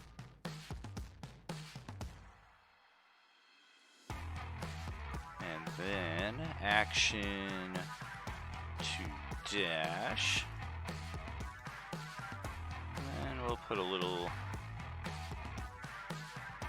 ninja mask there to indicate the ghostly phase, and then we'll pass it over to Flanagan. He does have his paladin aura active. Yeah, I have 2 paladin auras myself. Looks like he does too, but I'm not familiar enough offhand for just which one is which. Well, Oh. one of them is the generic. He gets the. Oh, he has the same There one it that I is. have, the Alacrity. Gotcha. So he gets extra movement. Well, that's handy. He should also have the one that gives a bonus to saving Oh. throws. Whoop, there it is. Just didn't have any detail to it, but yep, he sure does. Okay. So looks like 40 feet of movement then, and yeah, we're gonna take care of this dude straight to the south. I challenge you to an honor duel. Blah. And he has just one attack or extra attack? There's extra attack. Okay. So Slicey and Slicey again. Well, those will both hit. And let's see. Yeah, looks like a little Divine Smite added into that by default. So we're going to burn a couple slots. 21, 39, 46 damage. Okay. We'll take that. Make sure to track those spells. Beep beep. Got it. And then on to the Archfiend, hoping to regain his seat.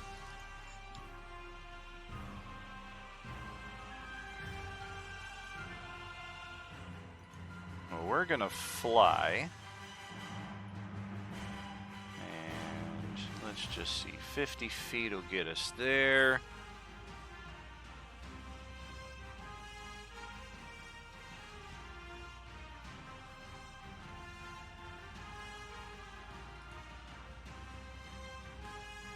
Check what we got here.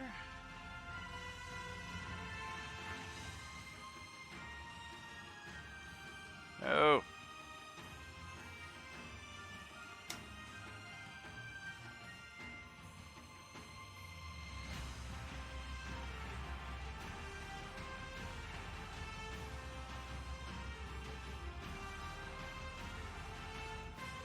Yes. Alright, so we'll try a little magic on Guanve here.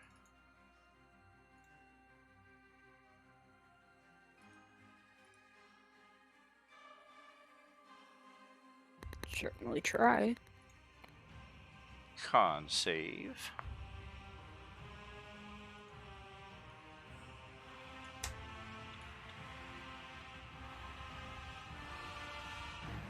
Do you have advantage? Or do you want to burn an inspiration, maybe? Oh, Yikes. that's right. I do get my robe of or Archmagi gives me advantage on magical effects. Well, that's handy. So, half damage. 29 necrotic.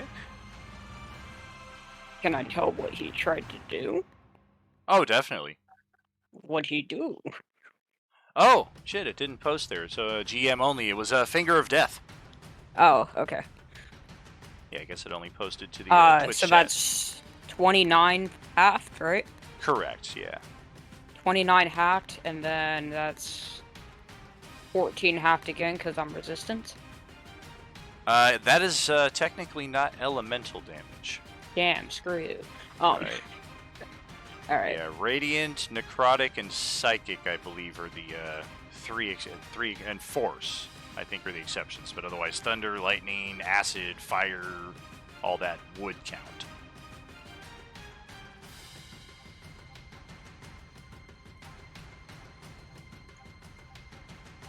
And that's his action, so we'll pass it on to the support staff after that, starting with the one up against Flanagan. Multi-attack. 3 stingers and 2 scythe attacks. 5 attacks total, yikes. Start with the 2 scythe attacks. 20 armor class. Flanagan's armor class is seemingly kinda low. Wow, he went through the whole campaign and only ever had chainmail. There weren't a lot of magic items in that campaign. That's true. Yeah, it's not like we had a bunch of loot or merchants to deal with. Sure. Plus, I mean, So- we are like 3-4 levels lower than the rest of the party here. So. Speak for yourself. Flanagan's level 13. I think he's only 2 levels off, but definitely a bit of a skew. Yeah, because the minimum level is 14, I believe, in the group. Correct. Yeah, so it did kind of line up at surface value when I did look at it. He has a purse. All right. That's handy. Yes, officer, I carry a purse! Okay, so yeah, that's going to hit. I don't see anything defensive-wise that's going to help him against that. Magic spells, maybe? Nope. Okay. And that scythe attack did not show the full effect for some reason. It's supposed to, though. Let's try it again. All right.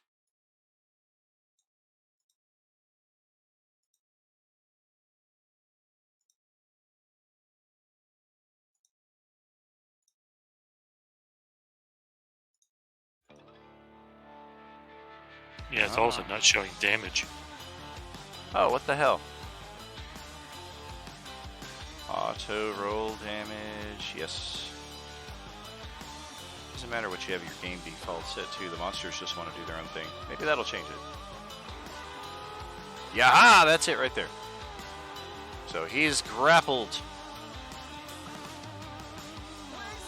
Instead of taking damage on the one attack that hits, and then it can bite the grappled target, which is what it will try to do. And ouch! Alright. So Flanagan is bit.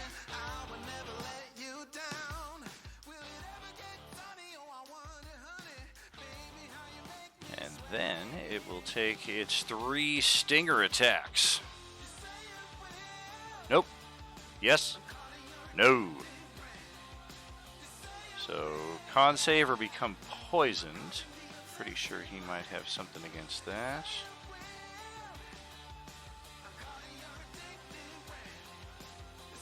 Oh, it's immune to disease, not poison.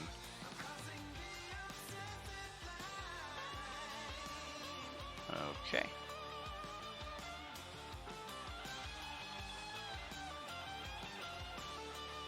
So 12 more damage and a con save. Failed the con save. Yikes. Are you including his charisma modifier?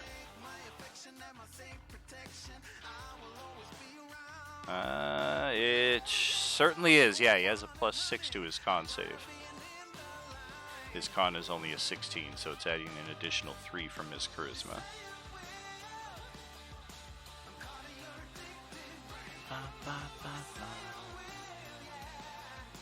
So he will take that, and he is also poisoned. Didn't bring in our icons that we're used to, so get on that eventually. Now we'll pan over to the one here that Veridar shot, and Crumb and Celefiel got right up on. Crumb did a lot more damage, so we're going to start with the 3 stingers on you. An 11, an 8, and a... Wow, 2 natural ones in a row. Maybe he's stung himself. Well, it's immune to poison. It barely manages to keep from knocking itself prone. It basically is still kind of trying to keep its balance after Crumb tried to knock it down a few seconds ago. Told you to the sleeve, buddy. We're gonna try to hit you with a scythe attack. Nope. Alright, well, we gotta give something for Celefiel, so... Of course, there it is, 23 to hit.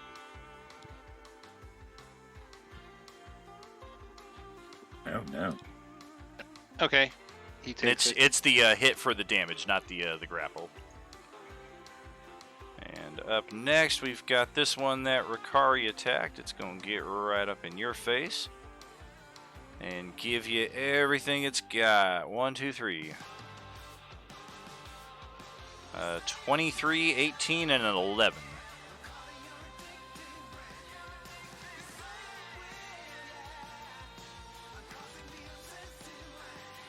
Yeah, I'm at 20.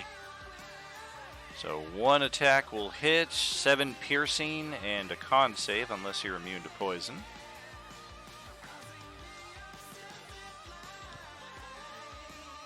Yeah, you're good on that. That was Ricari who rolled that though, right? You're just posting as Nadir? Yeah, I was prepping for his turn. Gotcha. Yeah, I'm guessing Nadir doesn't have a +8 to his con save. And a pair of scythe attacks as well against Ricari. Youch! And first attack will hit, second attack will go for the grapple. So 22 damage and then no damage, but a little easy grapple there. Are all of these considered magical attacks?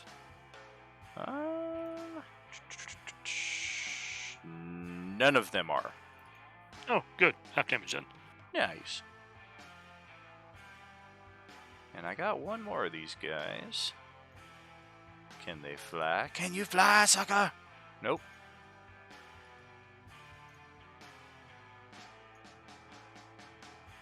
$15. 30. We'll jump down into the gulch. 40. We will action dash. And get right up here, not realizing the horrible mistake we have likely made, and call it a day right there, as Dawn and Gale have their turns right up after this. Right. I mean, you put yourself right in the middle of the 3 rogues. I mean, come on. Yeah, he's confident. We got this. We've never lost a battle in our lives. I mean, it's how we still exist to this point. Never mind that the same can be said about you.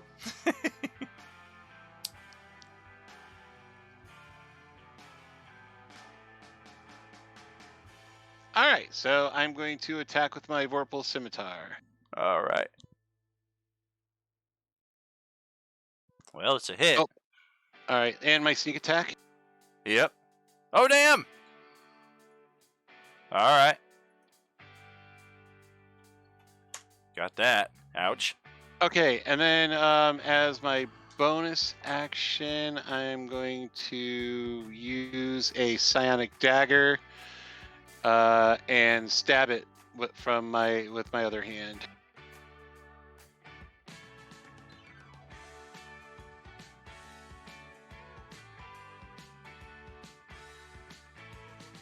Will hit.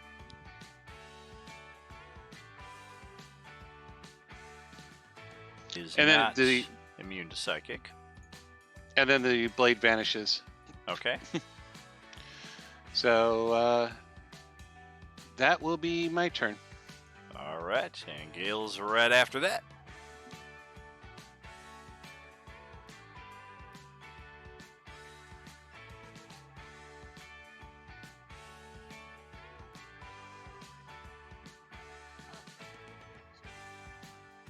Here.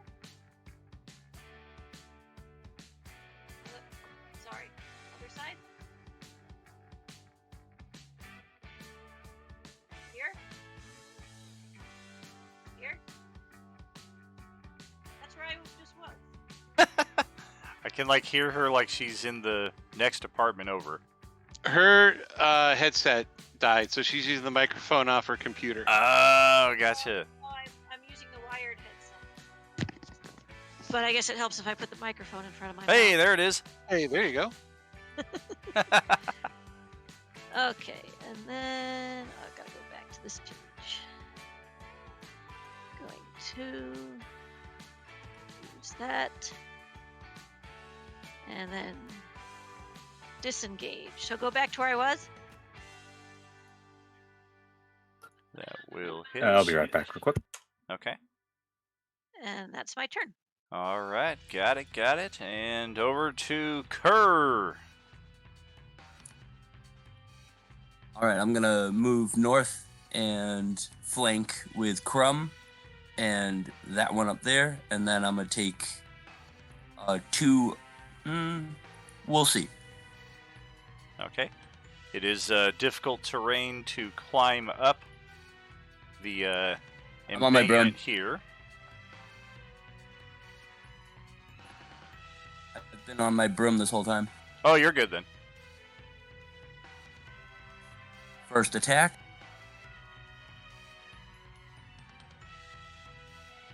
That's a hit. Thanks to the flank.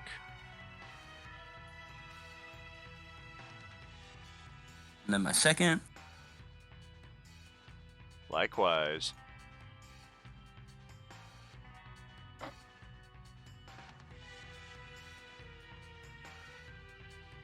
They got a sword of sharpness and a sword of wounding. Yup. That's So another I'm gonna hit. do the- Okay. And then my bonus action to use that new tattoo and go ghost. Okay. Post it up. I'm not familiar with that offhand. Yeah, I have to copy paste 1 second. Are you forgetting your maneuvers again?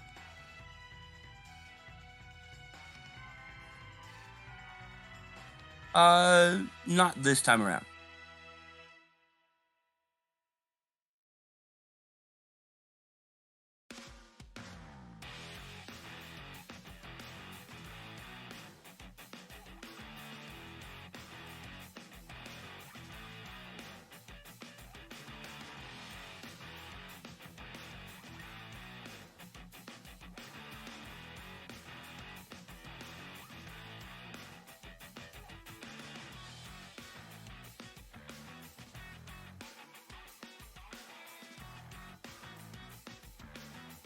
Alrighty.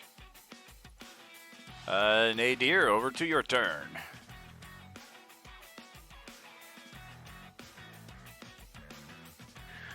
Do I happen to know about either these devils and or Bell, like as far as vulnerabilities or resistances or anything?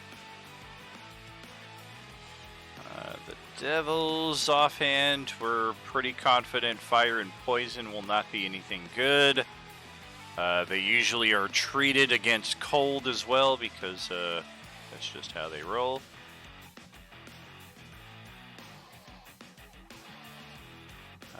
Bell himself is not anything we're aware of offhand. We could potentially spend an action to try to see what he can do. Nah, I'd rather test it in the fire, if you will. All right. All right, so Bell's the real threat. These guys have already used a lot of counter spells, so now's my chance. All right, let me see.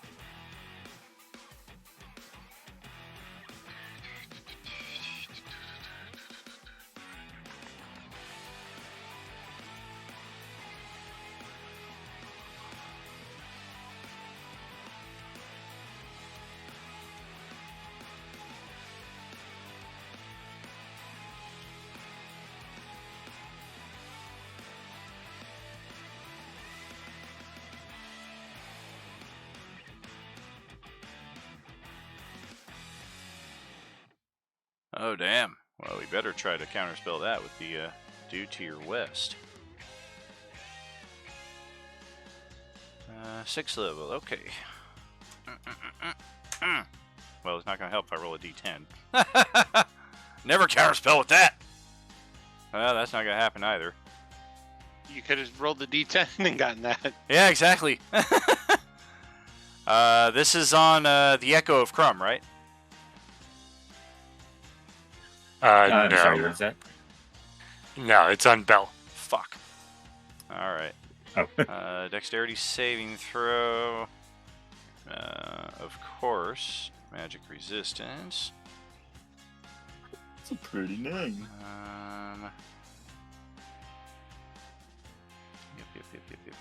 Yep. Force damage. Okay. Let's try it. Bop, bop. 25 on the saving throw. So.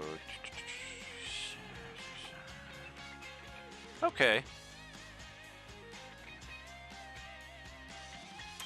He will take some damage off of that and not look very pleased at Nadir in the process. You dare! It just reminds me of Men in Black. Don't want nothing. Don't start nothing. Right? So yeah, I'll take. I'll get 5 feet off the ground and kind of move over into Ricari's aura because I can tell he's got an aura there. And Alright. that's it. Well, top of the next round, Veridar is, yeah, let's see if we can finish this thing off at range. Conserve our other resources. Blam! Hey, that'll hit. No rage damage, of course. Blam! That will miss. Well, shit.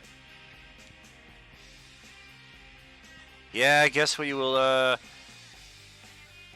stow the blaster rifle, bonus action, flurry of blows, movement, and let's just jump right up into this.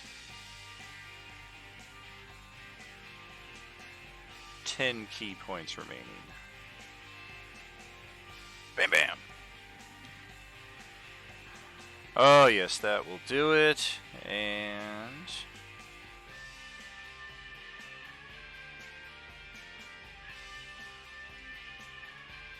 Devil be dead.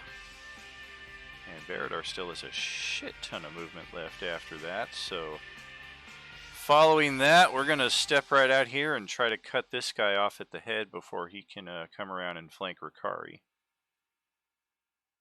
And that'll pass it over to Guanve's turn. Well, Guanve is going to try to do it one more time. He's going to fly over here, 20, and then just because he can, he's going to fly up an additional 40.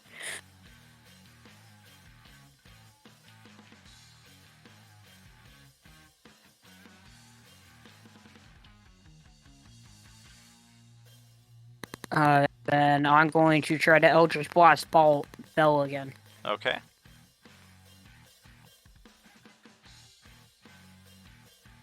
And nobody's high enough to try to counterspell that at this point, so that will hit. Yep. Are they at disadvantage or advantage? I'm not sure why one of them is coming up gray. I think I have... Yeah, I have disadvantage selected, but it's just... It should be just normal. Gotcha. Yeah. Okay. Yeah. 28, 39 damage. Does the 21 hit as well? I should check that. I'm pretty sure they all get through. AC is 19. Okay. So then for additional damage, I'm not sure if they're resistant or if they're immune, but 5 fire damage is added to that. Gotcha. I'm not sure that will do anything, but yeah, he's immune to that. And then he'll take 15 more force damage from my gem added to that. Okay, not immune to that. And then since I'm in my Herald aspect, I get 3d6, and I'll add we'll try cold damage on him. Okay. And that's 3d6.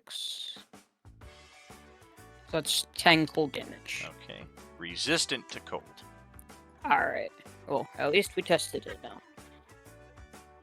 Yeah, we know immune to fire, immune to poison, can probably assume immune to the poison condition, resistant to cold, almost certainly resistant to any damage that is not magical, as far as physical. And that did not apply either, so, okay. And yeah, that will just be the end of this turn. Alrighty. Selephiel is up next. All right. So, I see that these. Oh, hold on. Let me see if I can grab both these tokens. There we go. All right. I see the little ones over there trying to fight that demon by themselves. Yeah, I can't get. Both. Come on. Here we go. Nope. I can't get both tokens at the same time. All right, so we're charging in here. Oh, damn, that's true. Oh, hold on, sorry. I forgot, I have Repelling Blast, so since all 3 of those hit, he would be knocked back 30 feet. Alright, he is immune to being moved. Oh, okay, never mind then. And I also messed up on the disintegration. It's an all or none. So that'll restore a few hit points. Oh, well, in that case, can I spend some Beskar to make you have disadvantage and therefore fail that? You could, but you would just be spending it to knock off one of his legendary resistances. I don't know if it's worth it in that respect. Then no, I guess not. Yeah, probably better to save those for natural dice rolls. Okay, so a few hit points back, and then it is still Selephiel's turn. Okay, so bonus action to cast Spirit Shroud.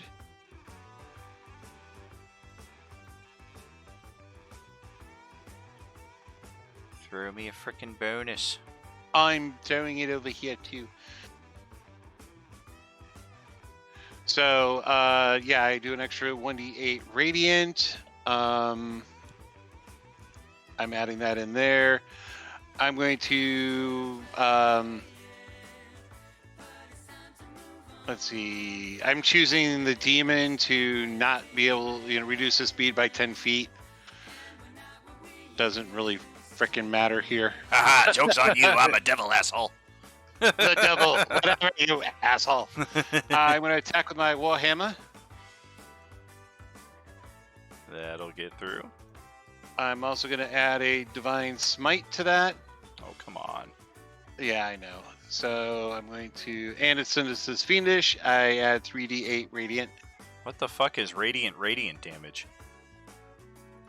Okay, so this is a combination of 3 abilities in here. My fighting style is in there. My Sure. improved Divine Smite is in there, and my Spirit Shroud is in there. Oh man, yeah, this poor devil's just like, oh god, it burns. Stop. And then I take my second attack with the Warhammer. Have mercy. Damn it, that's not mercy. All right, well, we'll take that and barely be hanging on after that. Oh, and I'm gonna. Can I Divine Smite more than once? You sure can, as long as you get the spell slots. Then I'm going to Divine Smite again. No! Roll all ones. That's not all ones. All right, well, this poor guy is dead. All he did is moved You're up safe, into now, death. little ones.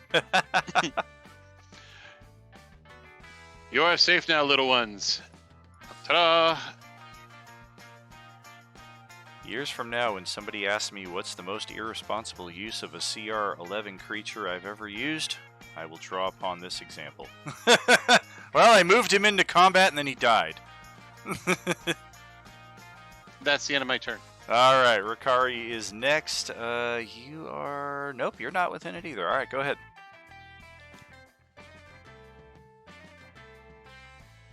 No, I'm curious. Within what? Yeah, you're not within Bell's aura. A jelly donut? Yeah! Alright, well, I'm going to try to finish this guy off before I move on to Bell. All right. Yeah, you better watch out for his fucking deadly-ass pink aura. Because, will fuck you up. Don't look at it!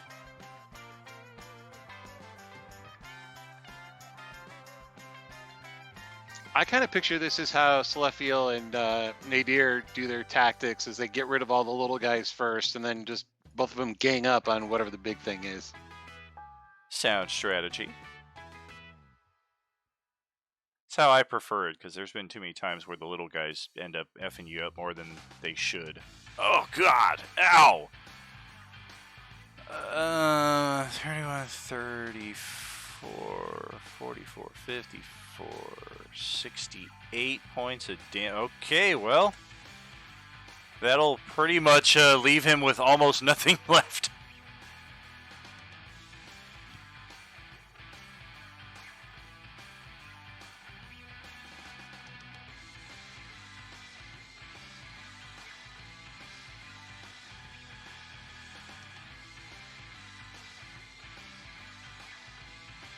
Anything else there?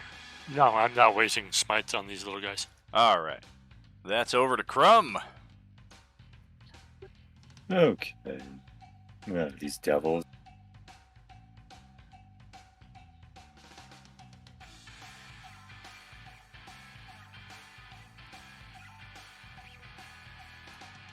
What is this aura here?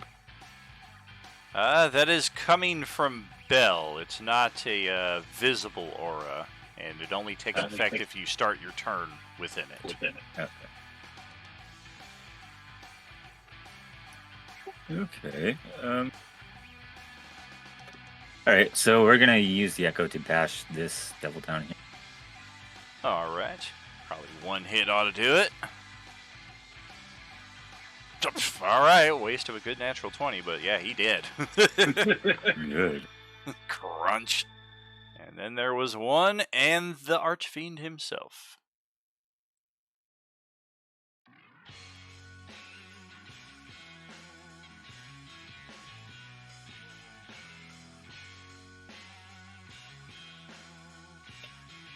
I'm going to stay back here.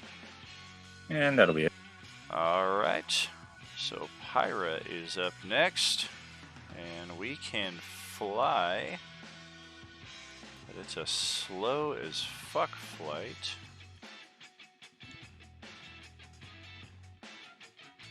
Whatever. That's why we have cunning action.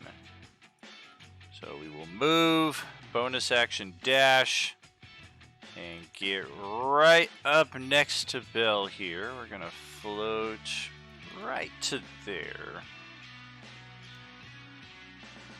And Bell is only about 15 feet off the ground here, so Pyra will match that. And then go for...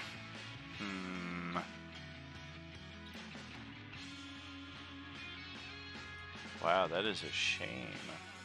We gotta... Something we'll have to remedy, isn't it?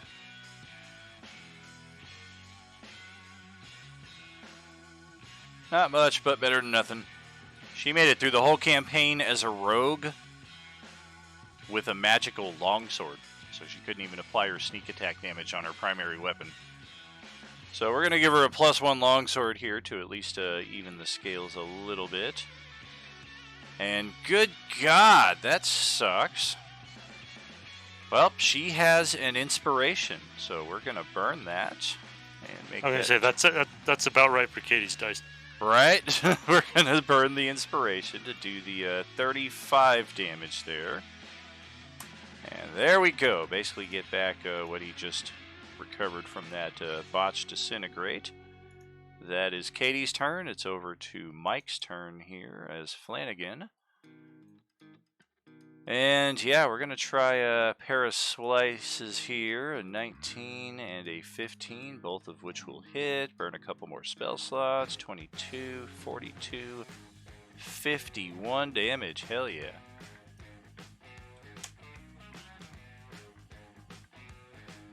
And he has, I believe, something at the start of his turn for failing that. Correct. He takes poison damage at the start of his turn as his innards begin to liquefy. Oh, God!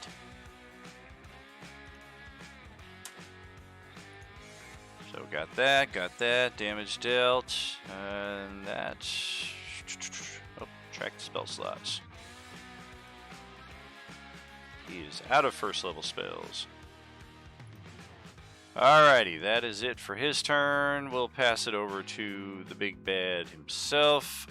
Alrighty, I don't know about this. Nope.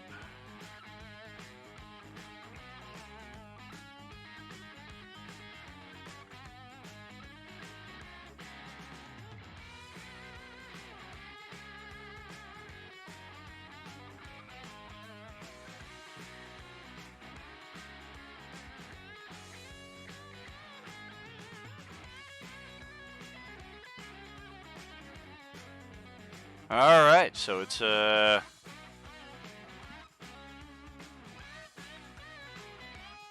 Yeah, I guess either of those, huh?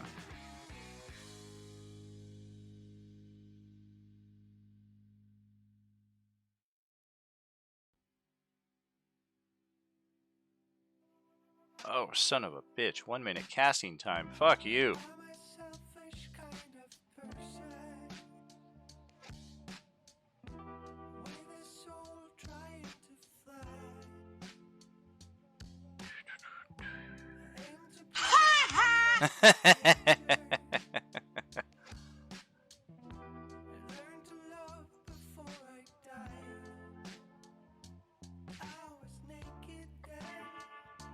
Ooh, how about this?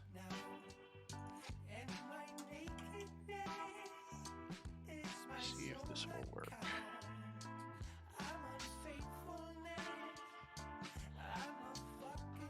It won't work, fuck you!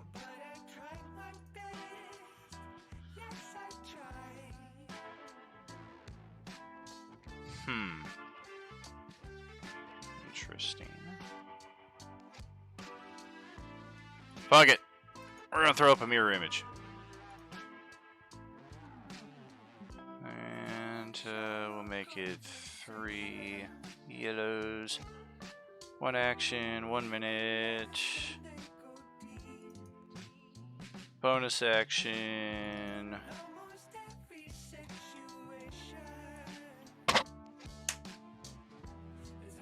And get some hit points back. Glug, glug, glug. I can drink too. Alright, Final Devil. Attacking on Flanagan. Sting, sting, sting.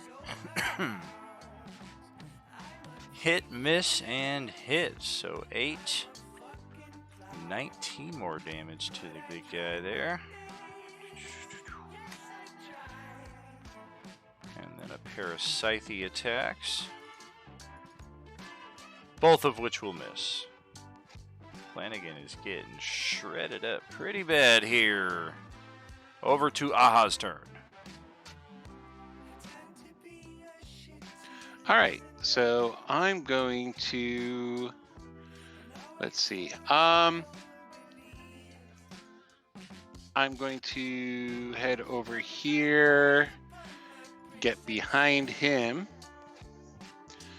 and I'm going to attack with a sneak attack.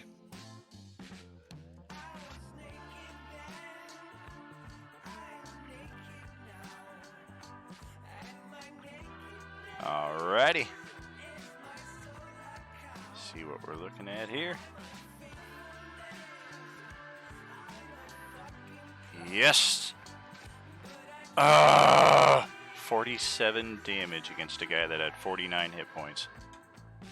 And then as my bonus action, I'm going to use my second hand blade. Yeah. Yes. Thank God for the flank. All right. Just got through, and that will finish off the last of the support staff.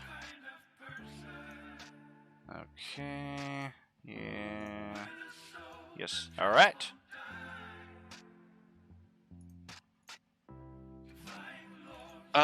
As my bonus action, I use that, blah, blah, blah, move, attack. Okay, Aha's done. Alrighty. Bell is going to legendary reaction here. And we're going to throw a fireball up at Guanvei hanging out of range up there. Oh, looks like it only posted to the hidden screen, but we're throwing a fireball up there. Fuck. What's the DC? Dexterity save is 24.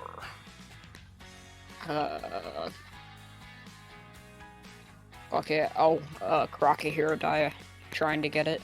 Oh my god, look at that pathetic ass damage. Hey, you know what? Actually, I don't think I care about the hero dice. Yeah, you're gonna take 8 damage on a failed save. Well, I mean, I take 17, but I'm resistant anyway. Exactly. And then I'm just gonna absorb the 8 damage There you go. into my gem. So. All right. Well, he looks disappointed at those results, but we will pass it over to Gale's turn.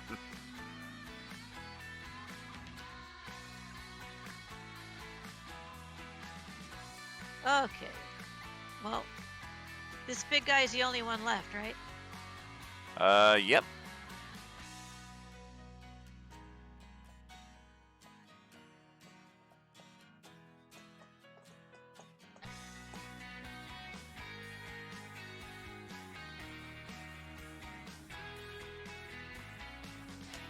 There we go. Stupid character sheet.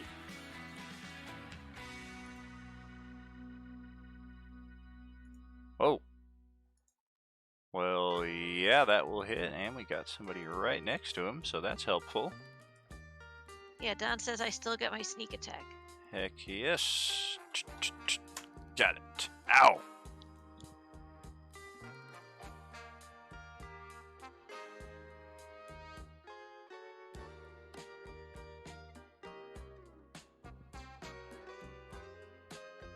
Anything after that?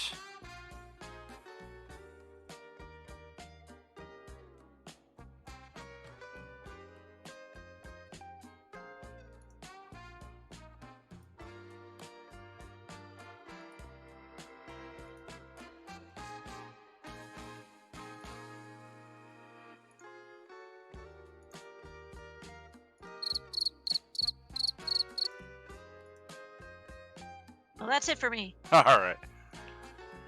Let's do another legendary interrupt. That fireball wasn't very effective. Let's do another one up there at Guanvei. Boom, boom, boom. Guanvei throws down the middle finger at him. Ooh. Oh, and you made the save. Well, it's a 24. It goes to 15, and then that's half for resistance, so Yep. 7 damage. Yep. And I'm just gonna absorb it again, so fuck you. All right. Well, he looks up at that, and he's probably not going to throw any more of that your way. Let's send it over to Kerr. All right, I'm gonna fly down on my broom because I have just the amount of speed, and then I'm gonna attack with some of the, at least one of my maneuvers. Okay.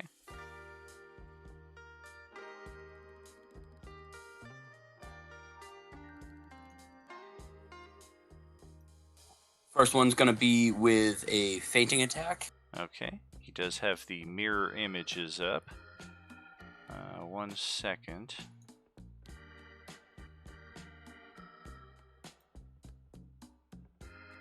Fireball, fireball. Mirror image. So I guess it doesn't matter because whether you targeted me or the duplicate, you missed anyway. But roll a d20 before your next attack to determine which one you're hitting, the image or the target.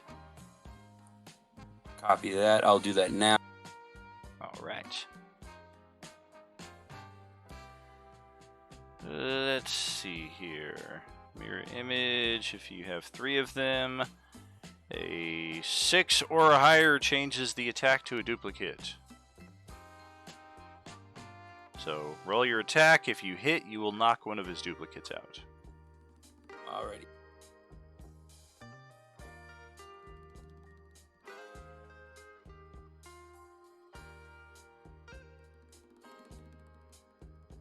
Yes, indeed. All right, down to 2.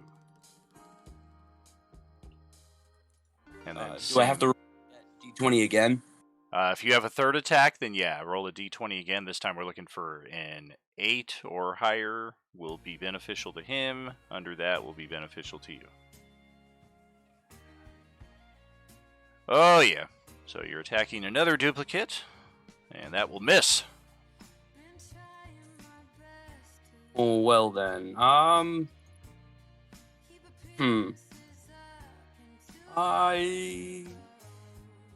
That's it. I'm not gonna use my my tattoo again just yet. All right. Let's legendary interrupt again and just casually drop a fireball right here up against the edge. Oh, I thought he was going to throw it at me again. Fuck that noise. We're going to hit Veridar, Kerr, Pyra. I believe that's going to get far enough. No, double that shit. That Gonna get far does enough. hit me, or that doesn't hit me? Definitely not hitting Guanbei. Okay, got you. Got you.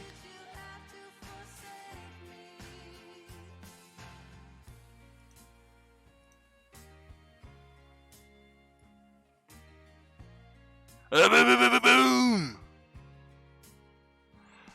So yeah, it's Kerr, Veridar, Pyra, Ricari, the Echo. Looks like Nadir is just on the outskirt of it. How high up is he? He was up 5 or 10 feet. Gotcha. So he is just on the periphery, inside the effect. Celephiel and the Steed definitely inside of it as well. And then Bell is just immune to fire, so he don't give a fuck. But saving throws from everybody inside the effect there, please. So is Nadir inside then? He is. He gets advantage on his save, though.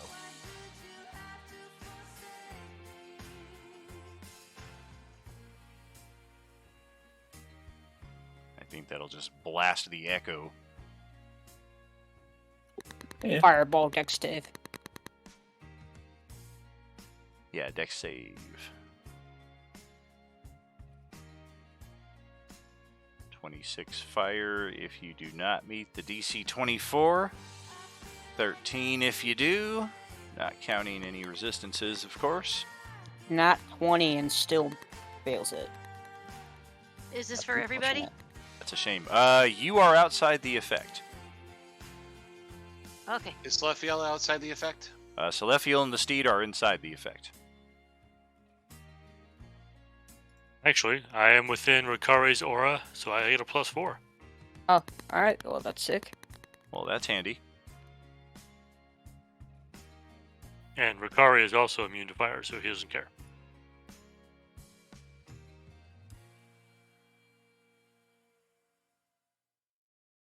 Why does the effect? Or was it... Can't remember where the fuck I threw it now, but I had... That's where it was. Okay. I dropped it on Veridar.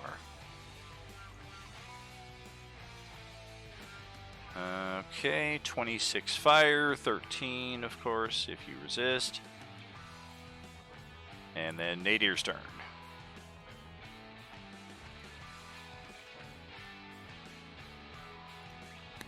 I'm stupid. I just remembered that I'm immune to fire, since that's the immunity I picked when I was in my elemental form. I thought I remembered something about that, but I wasn't positive. I know Justin said he was. I'm not innately immune to it. I'm just Gotcha. innately resistant to it. Yeah, I expected when I threw the first fireball up there that you were just going to say I'm immune, so when you took damage, he's like, well, we're going to try another one then and see if a little more gets through. That's my bad. I forgot. So Oops! I have a choice of being immune to different damages when I go into my elemental form. I just chose fire. Gotcha, gotcha.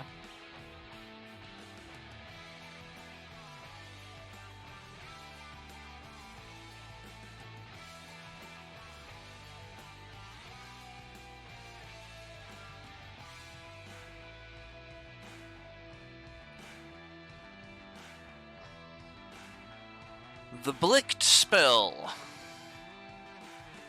Alright, okay, con save. Necrotic, nothing special. And then, yeah, I guess on future turns is when that would apply. Wow! Even with advantage on the save, he just barely made it. Rolled a natural 1 on the wrong side of it. Half damage, so 12 necrotic. Alright. We will take it. And then I'm going to spend some sorcery points to do a quickened cantrip. Oh.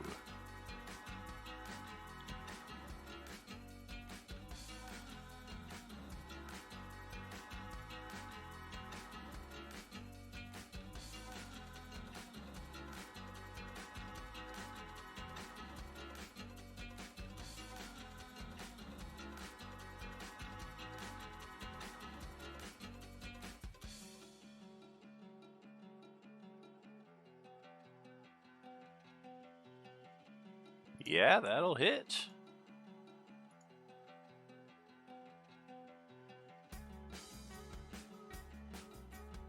Yeah, I can't regain hit points. Alright. Damn it!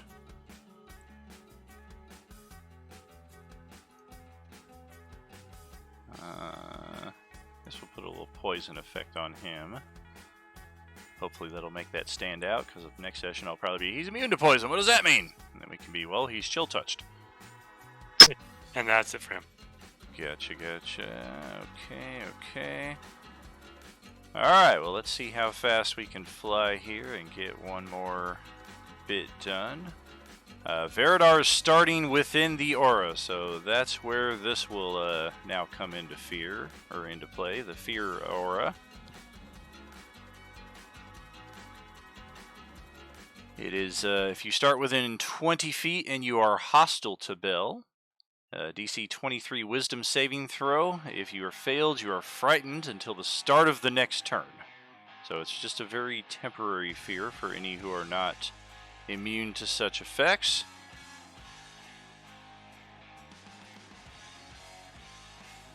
Veridar, I do not think is. So his Wisdom save is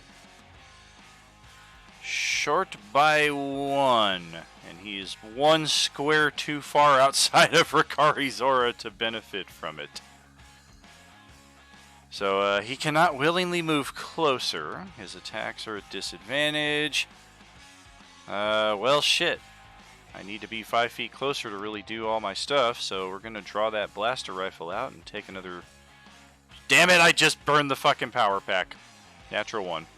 Alright.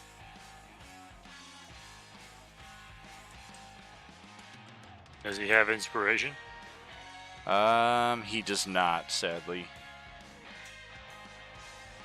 Do we have another ranged attack we can do with the second? Can I spend your inspiration for him? You could. Well, then I will give him one of Ricari's. Alright, well, let me change that.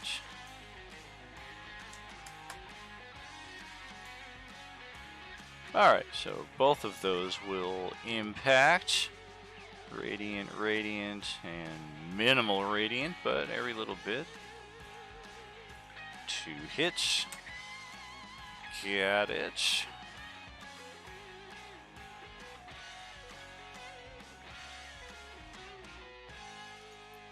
Checking inventory. Fantastic. He has potions of greater healing. 5 of them. We're going to spend one of those. Bonus action, since Kerr is right next to me, restore 14. And then pass it to Guanve's turn. I am not within his aura since I'm up in the air. Correct. Okay. Just double checking. Well, I am going to go ahead and send Eldritch Blast at him again. Okay.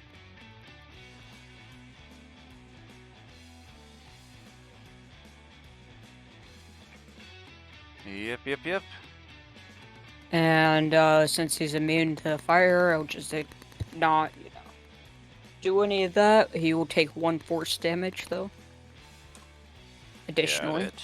Okay. And then the 3d6, and I will go ahead and hold on, let me check what the other choices for those damages are. I'll go ahead and try lightning damage on him. Okay. And that will be 13 lightning damage. Take all of that. Sick. And then that will be the end of Guanbe's turn. Okay, over to Don. Silvethiel. All right. Let me see here. Really quick. Because I believe I'm immune to fear at this point. It's only if you start your turn within the aura, Oh, okay. but good to know for next turn, probably. Right. All right. So I'm going to fly over here. Yes, I'm bringing my horse.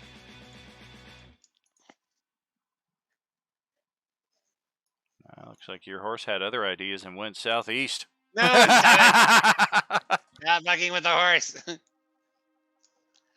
Like fucking Emilio Estevez in Young Guns riding the horse backwards. Regulators! Right.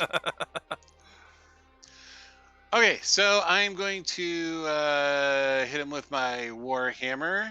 I will. Well, let me hit him first. I do have advantage from this angle.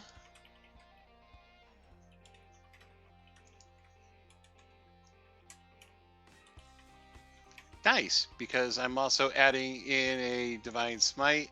Oh, That was shitty. How'd that happen?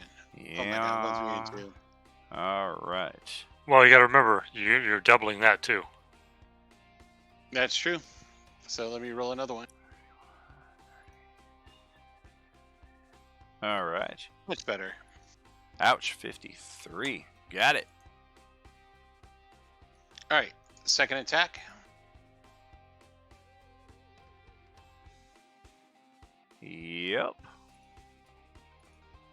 And I'm going to, let's see, I have, I used one more first level spell. So what I'm going to do is I'm going to do a second level spell.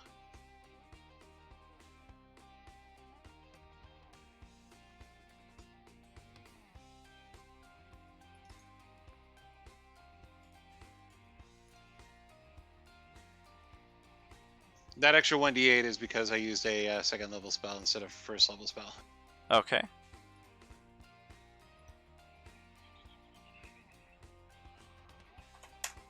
Got it. All right, and that'll end my turn. Okie dokie. I feel like I'm missing something here.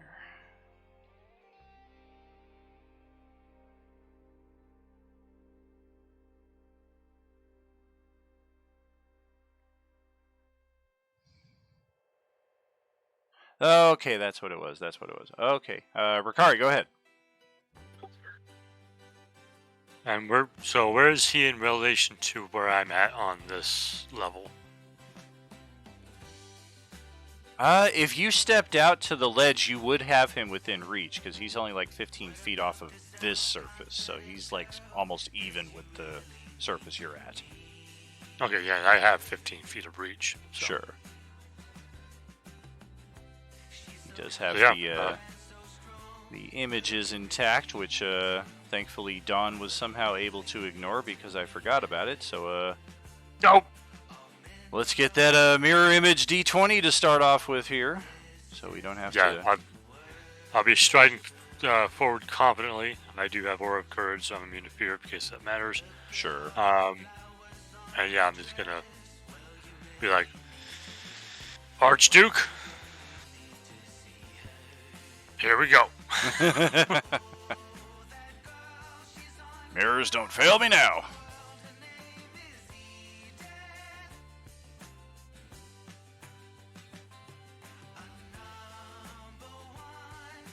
That will target a duplicate. 19 or higher on the attack, and you'll wink it out. Oh, yeah. All right, final duplicate here. If you roll an 11 or higher on the D20, it will target that. Otherwise, yep, targeting the real guy.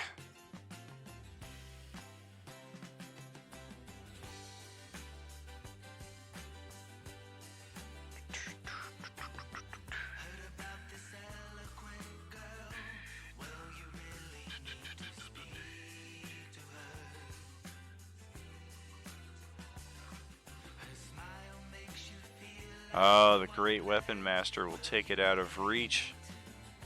AC is 19. Got a hero point that to boost it back into the... There you go. 32 for 40 points. Ow! Alright. Actually, I'm going to hit that with a smite, so I'm going to add some to that. Sure. 40 to start.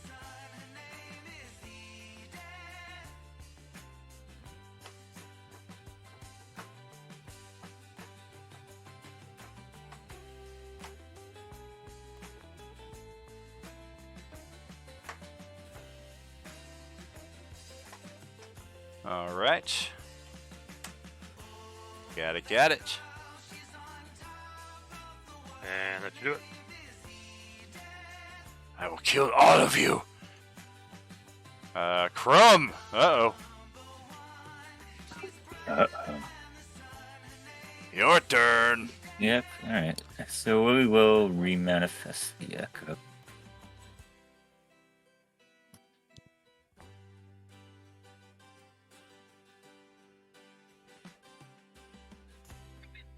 And then we're gonna bash.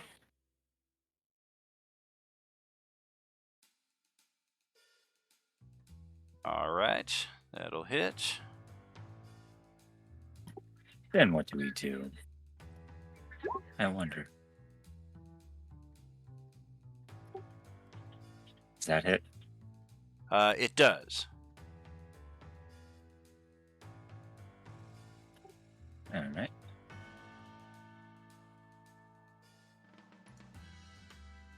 Alrighty. And then we're gonna unleash. No. Alright, that'll be it. Okay. I'm just gonna move back a little bit.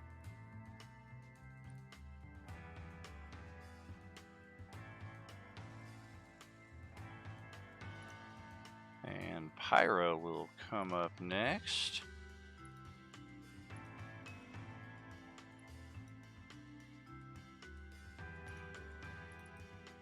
There we go.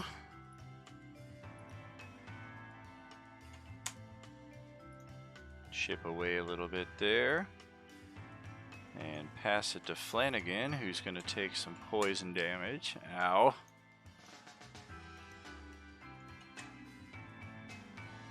And we're going to cast a Greater Restoration to get rid of that shit. Bonus action, chug a potion.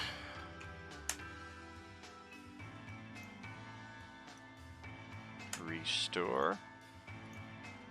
Pass it over to Bill. Reset everything. All right. I heard you say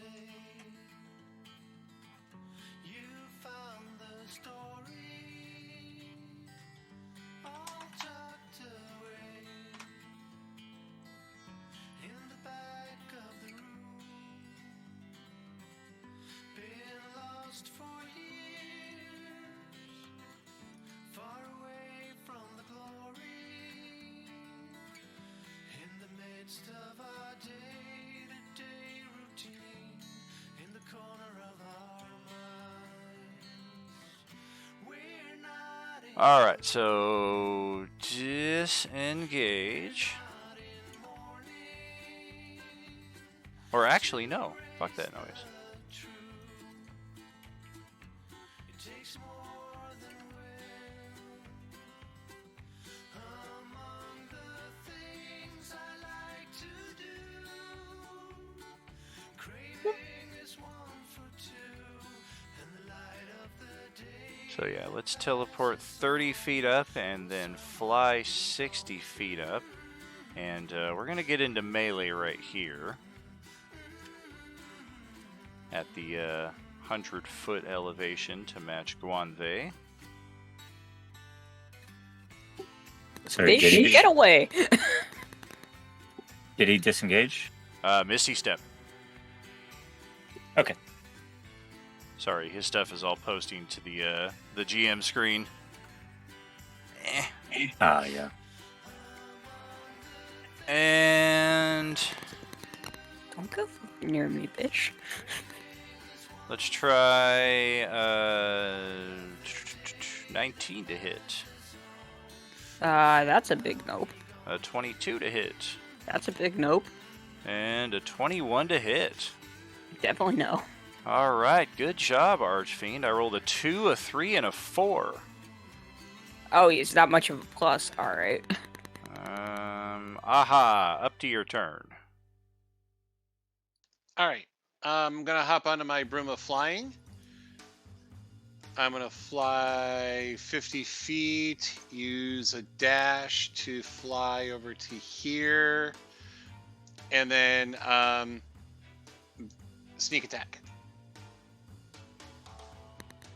You are where we are 100 feet in the air, right? I'm on a Broom of Flying. Okay, no, just making sure. I thought I just heard you say 50. That's why.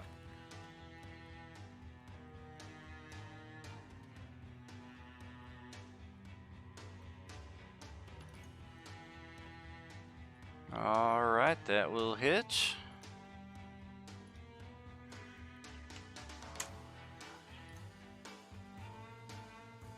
And since I've used move, bonus, and attack, Aha's done.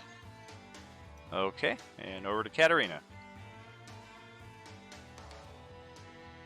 Okay, do these rocks, like here or here, give me any kind of cover? Not particularly. Your best bet would be like behind this boulder over here.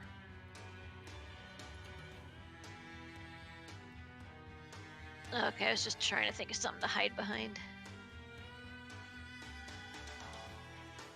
Yeah, from his position, like 100 feet above the battlefield, there's not a lot that he can't see, especially like just going further down isn't going to do a lot, but like behind here from his current angle is probably your best line. Yeah, but then I can't reach him with anything. Sure.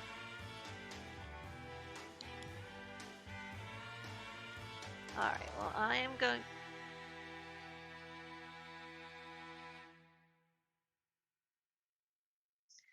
Alright, so I'm just gonna move a little bit so I have a better line of sight. And not have to worry about going over this guy. And where's my character sheet? So, and that's on the big guy. Okay. She only gets one shot though, so the other one was just a double click. Gotcha. I'm sorry, I didn't notice I clicked it twice. All right. They both roll the exact same damage.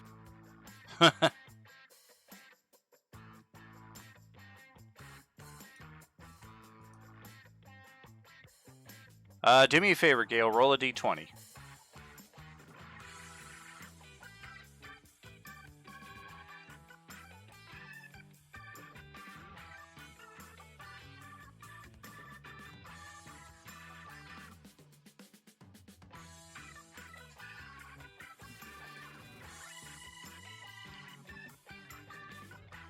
Alright, so we're going to count that attack against the final mirror image that I keep forgetting about. What was that for? He still had a mirror image up, so you impacted the illusion instead of the real guy.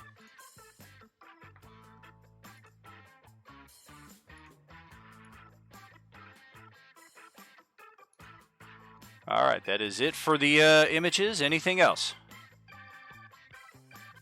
That's it. Alright, so over to Kerr.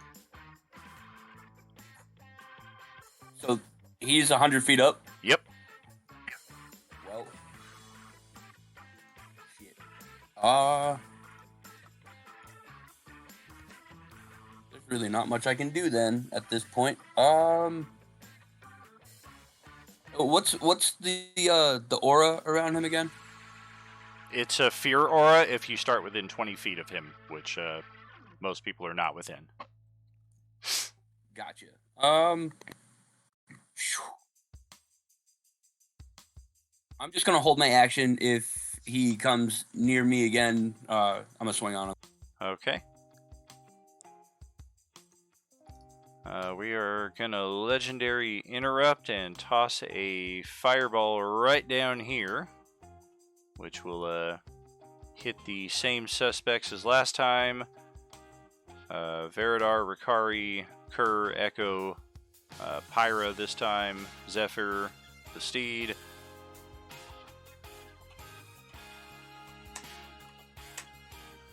.26 fire damage.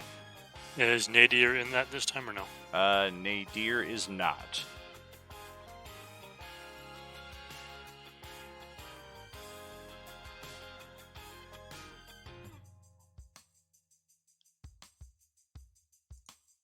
Anybody within Ricari's aura gets a +4. Veridar takes no damage.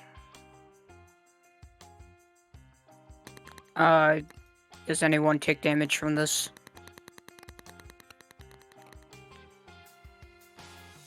What's the DC on that? 24. I can absorb some of this damage. Is there a range to that? In my absorption? Yeah. Oh wait, no, never mind. It's 30 feet. Never mind. Thank God. I'm like 100 feet away. Gimme.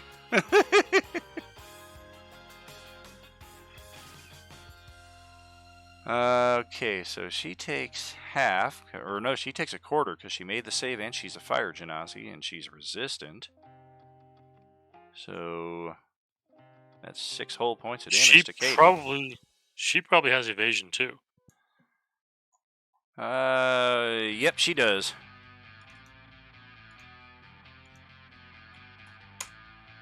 Alrighty. So just Celestial and his horse. Right, and Celestial takes...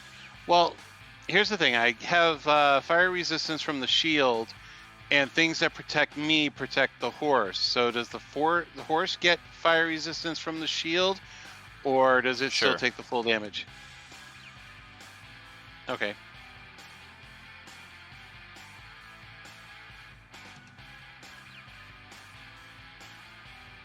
Alright, and over to Nadir. Final turn. Need to learn my lesson here. These quick final turns always take 25 minutes. I gotta call it at 8:50. Yeah, I feel that from last night. Oh boy. Yeah, especially when I got a 4-hour shift ahead of me after this again. Understandable.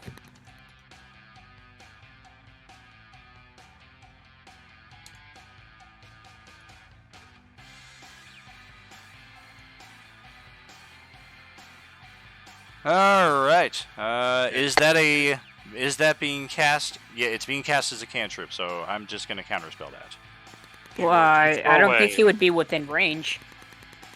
Yeah, counterspell's a 60-foot range.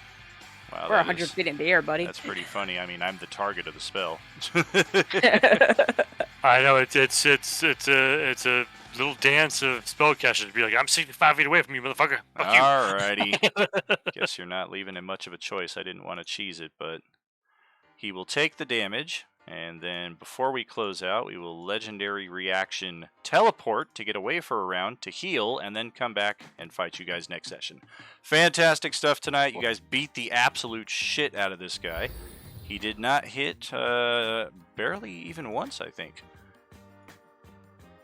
So, yeah, he's probably doomed, but he's not gonna let you bitch slap him that much. He's gonna try to fight with what little he has. Sure. I think he'd probably stop using fireballs at this point. Yeah, well, he was going to legendary interrupt and throw another one down, but yeah, after his healing got effed up there again, we'll have to back out and try it again next time around and see just what happens 2 Wednesdays from now. Tomorrow night, though, Thursday, we are back with the real IG Aurelie with our newest table. Still at 2nd level, quickly approaching 3rd, unless they use the Channeler's Pod. 6 p.m. Pacific, though, friends. We will see you then. Thank you so much for an amazing night. Remember, there's no RU without you. Good night, friends. Good night. Good night. Night. Fun session. Night. It's over already? Oh, hell yeah. That's what I said when I forgot what time it was and I looked up and it was already 8:40.